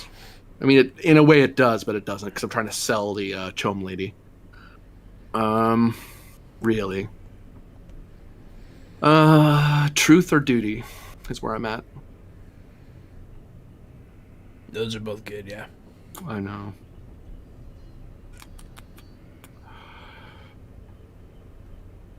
I'll lean into duty. Duty to communicate, and I will spend assuming it applies. I will spend my determination toward what must be done, in the sense that I've already laid out a lot of groundwork with the Space Guild and with the Atreides. Now it's a matter of going, look, lady, I'm trying to make sure you get a fair shake, but at this point, the die is cast. So we need you to play along, because this is a deal that I've already been working all night, all yesterday and all today. And if we do this, we're done today, and we can make money tomorrow. Or we can waste time and argue about this for a week. Sort of thing. And then looking to Atreides and the Space Guild guy going like seeing if they're going to gainsay, and hopefully going like, they're not really, they don't seem to be saying I'm wrong. Is my hope. Yeah. I mean, not yet. Not yet. Okay, so that's that determination gone. All right. I'm not giving you a threat. You had enough. You've had your fill. Good. I'm not going to mask a power this because I already leaned into that. A little bit of threat now. Make this a little harder for you. Binding prop. No, it doesn't help yet. Okay. I'll buy. No, I'll have to give you 2. No, I'll just sit on it. I'll sit on it. Bartering. Oh no!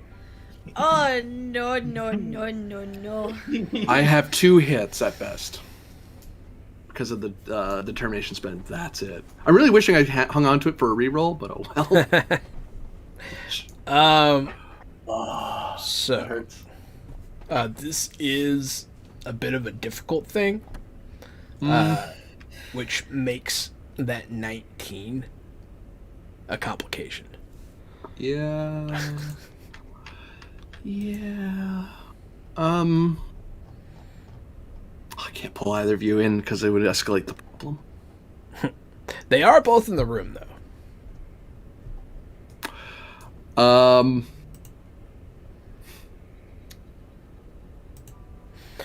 So, essentially, seeing all of this groundwork you've put in is going to kind of shoot you in the foot a little bit. Because so I raised the threat, I used the threat to raise the difficulty of this. You didn't do very well. And there's a complication. The complication is going to be distrust fostered in Leto Atreides, because you've clearly done a lot of dealings all over the place. And he kind of keys into that.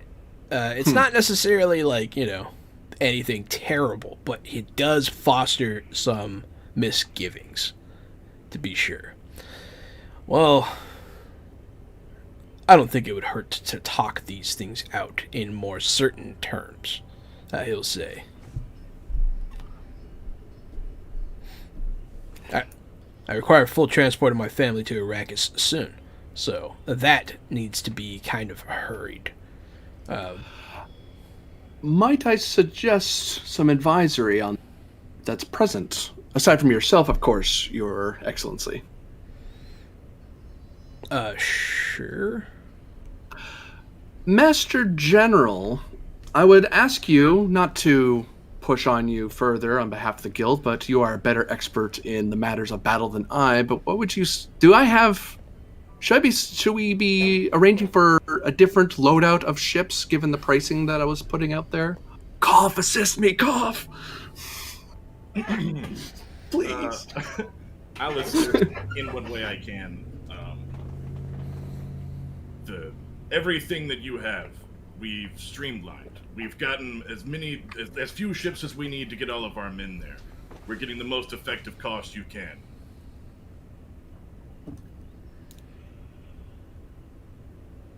Communicate, and that seems like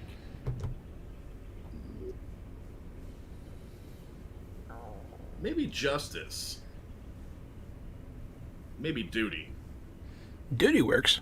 Yeah, serving the house. You are certainly serving your house. And that's deceit. So would I throw a deceit focus training on that? Yeah. Mm-hmm. You guys are kind of fibbing.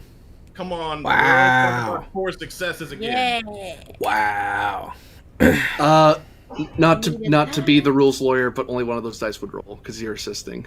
That's okay.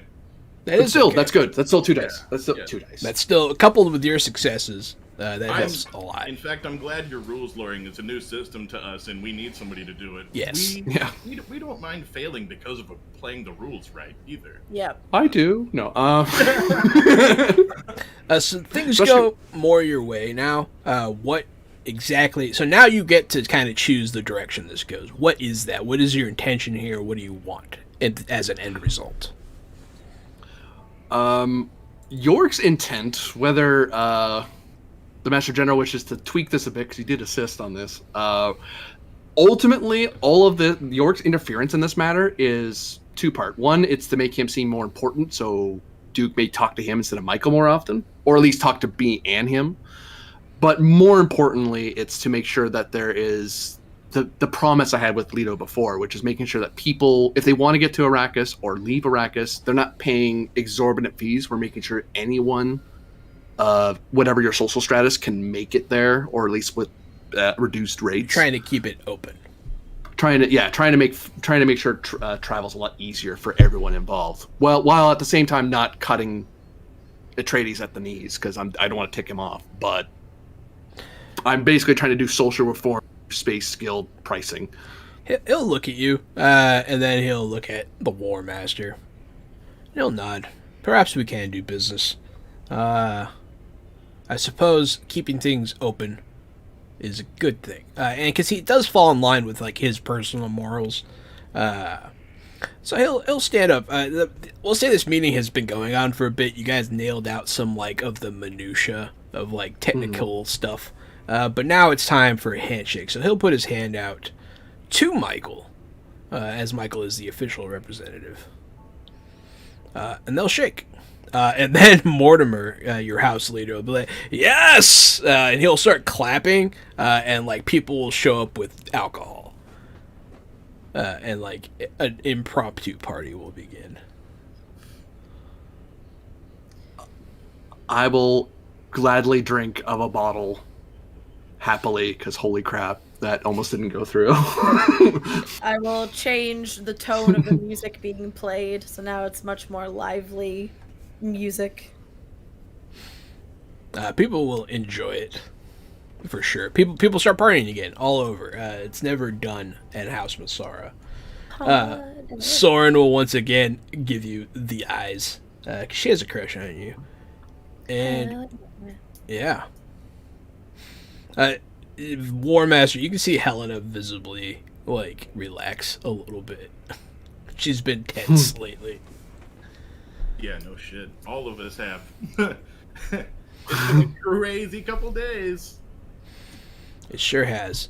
Yeah. So at some point, Warren, who is the heir of House Vernius, is going to say something to. I guess he's going to be talking to Castor and to Mortimer. So the people that have the best chance of hearing this are the War Master and Gwendolyn. We'll say during one of your visits to the ruler, Warren will be talking to Mortimer. So what do we... I hear things have soured between you and Dewin. And Mortimer will kind of wave him off, be like, no, everything is fine. It's not an issue. I hear they came to collect their boy. He must have drinking too much. Unfortunate. And he'll kind of laugh it off. Still, though, it is best for our lesser houses to get along. Keep that in mind, Mortimer. He'll say, like, seriously, and Mortimer will break himself out of his revel and be like, yes, we will do what we can to smooth these things. He'll take a more serious tone, I guess. Who is it talking to Mortimer again? Warren.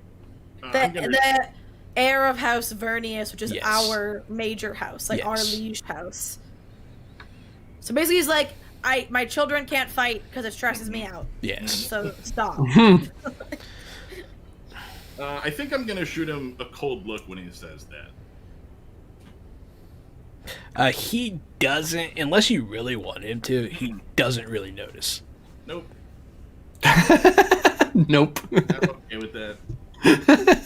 You can shoot him the cold look, but he's talking to Mortimer. He's very, haughty. He has Telling minor houses not to fight is like telling fucking grass not to grow. True.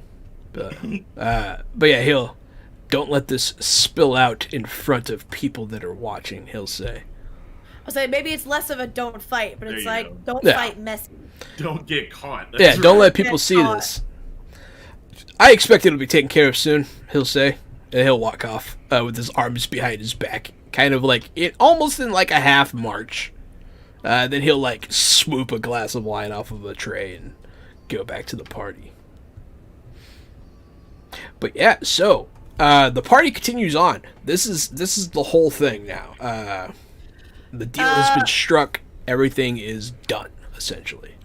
If it ever looks like there's servants like that aren't in the middle, some like the ones that are kind of like standing there like ready to be like summoned, waiting for someone to be like, fill my drink, get me this, do that, just clean up my mem-recorder, whatever. I'll just like be sidling up to any of them, just starting to make inquiries about, did any of them know the assassin? Did anything seem to stick out about her? Was there anything weird about the way she did her job? As like her job as a servant, not her murder job. Yeah, give me a check here.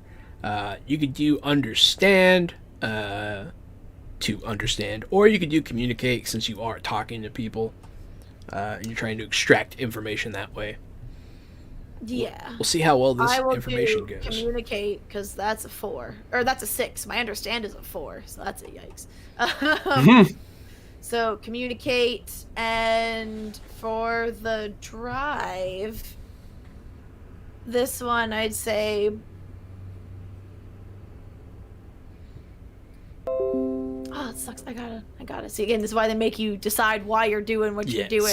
I can't just choose my good stat. I'll have to say truth, because this is also just I want to know. Because also this is me wanting to prove. Maybe also justice, because I want to make sure we're going after the right person. Truth or justice True. would work. Yeah. Either way. I want it Either to way, be justice true. because justice is better, but Oh, I'll well. do truth if you say so. No, you but- can use justice. Oh, Okay, yeah. so communicate and justice. It's still not great either way, because truth is a 4, justice is a 5, so it's not great. And I don't have a focus for those things. No. Nope. It's okay. They're unobservant as fuck. They don't know anything about this bitch. They're useless. It's okay. I'll say that this doesn't seem that much. Any of the ones that seem like they might know something, they seem too nervous to say anything. Oh, okay. Maybe you're not sure what's going on with the servants. Can I at least make a note up to at your discretion, because I failed spectacularly in that role? Can I make a note of which ones seemed too nervous to talk, or which ones seemed like, okay, you don't want to tell me that. That's fine, but maybe I can get someone else to. Yeah. So yeah, you have a list of suspects that you could ask now, essentially. Okay. Which is okay. But some of them are definitely dead ends. Okay. Yeah. Some of them did not know her. You at haven't all. really narrowed the field much, but yeah, you do have a list to go off of now. Okay. I, at some point, would give that list, or just give those names over to the spy master, just so they also go up in his radar, and I can message Thomas about that later, but be like, these 5 servants, or whoever many seemed very nervous and might know something, and I can't get much out of them. Absolutely. No, yeah, you don't know why they would seem nervous. It's strange. The threat is over. See? Because it's not. I knew it. I fucking knew it. Anyway. Or I'm fucking with you. Who knows? Or all of the above. Being the game master is fun. All right. So yeah, you see, you go around questioning people. It takes a bit of time. At some time, you'll be approached by several interested parties, as you tend to be. Girl at a party. Who knew? Mm-hmm. War Master. Mm-hmm. Doing anything interesting? Mm-mm. Are you mingling or are you on guard? Yeah, I'm mingling. I'm just there because I'm there again. Actually, I was going to explain in a very business, like, not PowerPoint, but PowerPoint presentation type of way about my first 6-month strategy once we hit Arrakis and how we're going to grow, expand, and make them money back quickly. Who are you telling this to? I'm kind of confused as to how we do that, because we're not the ones who are actually getting any dominion over Arrakis. Like, Atreides is like 3 houses removed from us. It is very distant related, but it could happen. But Masarrah could be contracted to assist with such matters. Exactly. Yeah, they put us in a small dimension. If you want something like that to happen, now is your chance, because Duke Leto is here. Yeah, that's exactly it. That's exactly what I'm going for. I will avoid that conversation because I don't think it might help because he doesn't trust me. So Stay yeah, away from that conversation. go ahead. Are you talking to Duke Leto? Yes, and I want to show off my tactics, my plan, and the best way that I think we should conquer Arrakis. So you'll start sharing military insight with Duke Leto. You'll notice Duncan, Idaho, and Helena are hitting it off. Not that far away. They're kind of talking. Just as an aside, as something you notice. But yeah, go ahead and give me that roll to see how this conversation goes, and then we can actually have the conversation. Yeah. Because That's it. he is looking for allies. Go. I have rolled 1 success. I'm so happy that that roll is so easy for me to decipher as to what it means. No, it means it's great. So he has 1 success, 1 complication as well. So the conversation goes fine. but there is something like extra that will come of it. And this is, what are you doing? Oh, you're using battle Yes, to tactics. to do tactics. No, yeah, fair. Interesting. That changes what the complication's going to be. Is there a way you can? I don't know if you want to bother, but is there a way you can determination that power away or words? Determine it. Do you have a power statement that could help you reroll that complication? So one of the things you can do with complications is whenever you suffer one or more complications on a skill test, you may choose to add 2 points to the threat pool to ignore it. Oh, that's right. Yeah, I don't have a statement that's really in line with it either. You know what? Let's do that. Let's try that. Let's try the. So in that case, the funny complication I was going to do is not going to happen, which is fine. I'm fine with that. He'll like what you're saying. He's like, a man of battle. You've seen a few in your day, huh? He'll look at your face when he says that. And this was actually from a duel, my liege. My emperor. He's not Ed Duke. Yeah. Yeah, that's right. He's not emperor yet. The gall. But yeah. Yeah, no, don't say that. You'll get in trouble. But yeah. So he will, but yeah, no, it's good to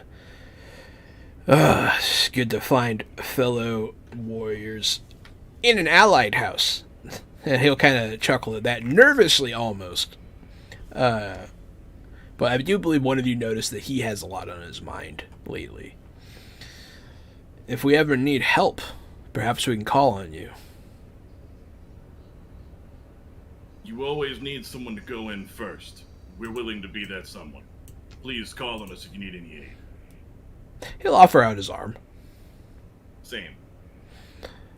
And no, yeah, so you do offer, essentially you're offering military aid to them, which is a pretty exceptional thing to offer. And he'll look at you hard in the eyes, and he'll nod. Okay then. Perhaps I'll see you on the desert planet. Hopefully not too soon. The honor would be ours. To everyone watching, or all the players as well, being assigned Arrakis is a very complicated thing. It's, yes, you're put in power, but you're also seemingly being given a target on your back, and people will come for you. So it's a good thing, but it's also a terrible thing. And he's you well make aware. Mad money. Make bad money, yeah. If you can stay alive long enough. But yeah. York, you haven't talked since the meeting. What are you doing? I am actually, for the most part, now that the tensest part of the last 2 days, I mean, the murder, it's more of the house's problem. But I'm drinking happily. I'm probably dancing to a few songs now and again. Eventually, I'll start going to Michael and, start introducing him to people of Masarrah. I'm actually treating him as less a rival to show off to Atreides, but more we're both space guilders, and holy crap, we nailed this contract. Yes! Drink! Listen to the music. This is awesome. Meet this person. It's not bad. Yeah. So I'm gonna allow you one more roll. Let me see what his final attitude of you is going to be when he leaves here. So it's going to be justice and battle because I'm stabbing him. No, I'm just kidding. Nice! For honor! What do you mean I have to make a new character? Well, you did murder somebody, so... Oh, no, you can totally play that character. I'm just going to crack my voice. Communicate, obviously. And another thing I wanted to remind everyone of. So, anytime there's a new scene and your character's not in it, you are allowed to insert an NPC that you can act as, essentially. Support. Yeah, support characters. Just an FYI. Because that's also another way for you to have You know, like if you wanted somebody to be listening in on a conversation, be like, haha, my spy is there, you know, like stuff like that. Yeah. Communicate, and you know what? I'm going to hit myself in the shin a bit here. Communicate in faith, because suggestions in the book is if you have no idea, just go with the lowest. If you don't have an idea, why should your guy have a good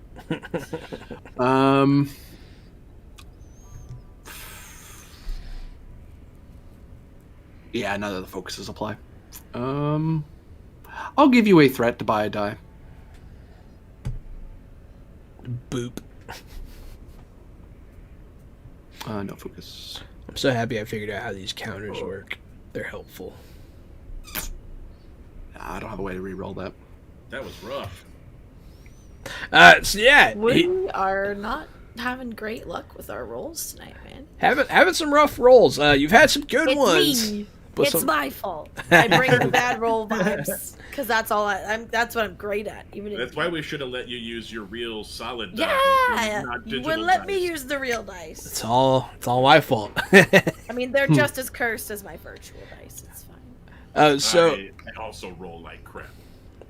the party goes on. There is like a full another day of partying, essentially. Oh my god. There'll be a concert. There'll be a play. At one point, Mortimer gets on stage and does like a single man show for everybody. no. People clap. It's not the best, but it's also honestly not that bad. He is a true patron of the arts. But yeah, so the night transpires. A lot of fun memories are made. Michael doesn't fucking like you, and that's just not going to change. Ooh, I want the military to be fucking flashy too. At the start of every night, there's like a parade performance with all the soldiers that opens up the thing. Yeah, that's Like fine. a drill team. Exactly. Tattoo. Spinning flags and throwing swords and stuff. Yeah, no, that's cool. Yeah, so you show a little bit of military strength, and it's like the closing ceremonies. Essentially, it's very there's a lot going on. But yeah, the next day everybody goes back home, and you guys successfully hosted your first event in game, so that's exciting. Huzzah! Successful Michael. Question mark? Yeah, success People question mark. literally That's fair. died. Yeah, But we didn't, and that's what's important. your house No, we and just- you survived. We just probably committed war crimes, technically. possible. The Ixian probe is a war crime. That I one know. is very illegal. Yes. Like 100%. You mean the advisor did a war crime, which we would totally testify to the land stripe. 100%. Cass shows up. Hey, it's not nice. But yeah, so that was a great way to show House Masarrah at its finest. This was you were in your wheelhouse. This is what House Masarrah is. It's a beautiful house full of beautiful things, masking a lot of darkness. But yeah, so that was House Masarrah. What did everybody think? I enjoyed it. The Needed a physical musical house, number. the description, like I want to live there. It's so dope. With the built-in theater and like the grounds and shit. Yeah, it was a weird collaborative build, and I really enjoyed being a part of it. That was fun. Yeah, no, I like it a lot. I would live there too. Let's all go So live there annoying. together. I'm trying to think. There has to be something. There has to be some more like clue trails to follow, just to get a little bit more info. So like I'm drawing a blank. Next leads. I don't know. It's Where'd it okay. go? Sometimes the well runneth dry. Yeah. But that is when I will typically maybe prod things along. We shall see next time, though, on Fresh Out the Box Plays Dune by Modifius. Red Dunes Day. Yeah, there you go. Wed Dunes 7 Day. p.m. to And maybe 10 p.m. even with our full cast for the first time, because we still have yet to achieve that. Yeah, it's unfortunate. Yeah, hopefully next time you'll be able to see the full cast. Yeah, 7 to 10 on Wednesdays. What do we do Thursdays, Gary? Days is Thursdage. That's when we play our favorite Green Ronin games. Right now we're playing The Expanse, which is the age system kind of slanted for the sci-fi series and book series The Expanse. Fun fact about The Expanse, Jahan, I know I've told you before.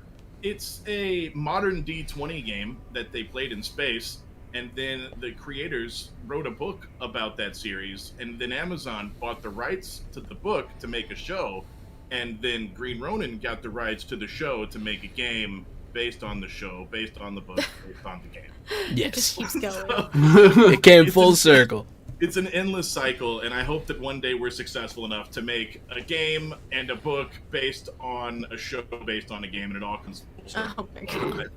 I think that would be a really that's my dream goal at the end of the That day. is my version of life success as So well. come by and see us doing the Expanse on Thursdays. This Friday, John, we're taking a look at a brand new game, aren't we? Didn't you get Yes, like I do believe it's called Upriver, and I believe it is a role-playing game mixed with tarot cards. They were so kind to send us a press pack so that we could get a look at it before it goes live on Kickstarter. So Did you say tarot cards? yes, I do believe it has to do with tarot cards. So Friday we'll be reading that, looking at that, and just kind Does of that mean you need a deck of tarot cards to play? No, because Is I that like how it works? maybe I also have one. Because I have like 12. I collect them. I have one from an anime game because I'm a nerd. My biggest wish in life is to get a deck of functioning tarot cards that are based off of the Card Captor Sakura cards of the Cloud cards. That's funny. I have the cloud downstairs. Not gonna lie. I'll show it to you later. I'll send you a picture in Discord of the cloud. But yeah, so that's what we're doing Friday. Don't forget Saturday. Saturday. Man, I hate to keep promoting things. We have so much this week. So We do have a You lot. busy. You Dune busy. comes out on Friday, and so Yes. that's in theaters and on HBO Max. I'm probably going to watch on HBO Max Friday, maybe even again Saturday, because Saturday It's night research. that's right. Saturday night is Fresh Out the podcast, and it's going to be a special Dune episode where we're going to talk about the tabletop game, we're going to talk about the movie, and of course a few other streaming media things. But that's the podcast that comes out every Sunday, and we'll be recording that Saturday night. But that's it. We don't have anything else this week, I promise. Corbinian, do you have anything? Why, yes, I do. On Saturday. Joke there. On Saturday, here on Twitch under Corbinian, you can totally see me do more. At around 1 o'clock Eastern time, you can see me running Star Trek Klingon Adventures, which is based on the 2D20 Medivia system that you've seen played here.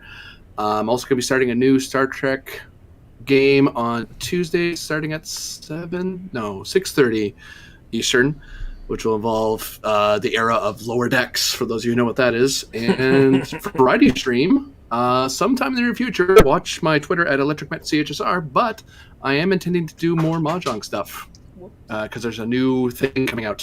For those of you who already know who I am, check it out. If you don't know, you should learn what Mahjong is and watch me play anyway and watch me fail. I've always wanted to learn how to play Mahjong. And today we Same. found out that Corbinian is an 80-year-old Chinese woman in disguise. That'd be quite the season finale reveal. What about you, Laura? Well, tomorrow, I mentioned I'm a player in a campaign for Dungeons and Dragons that's streamed every Sunday.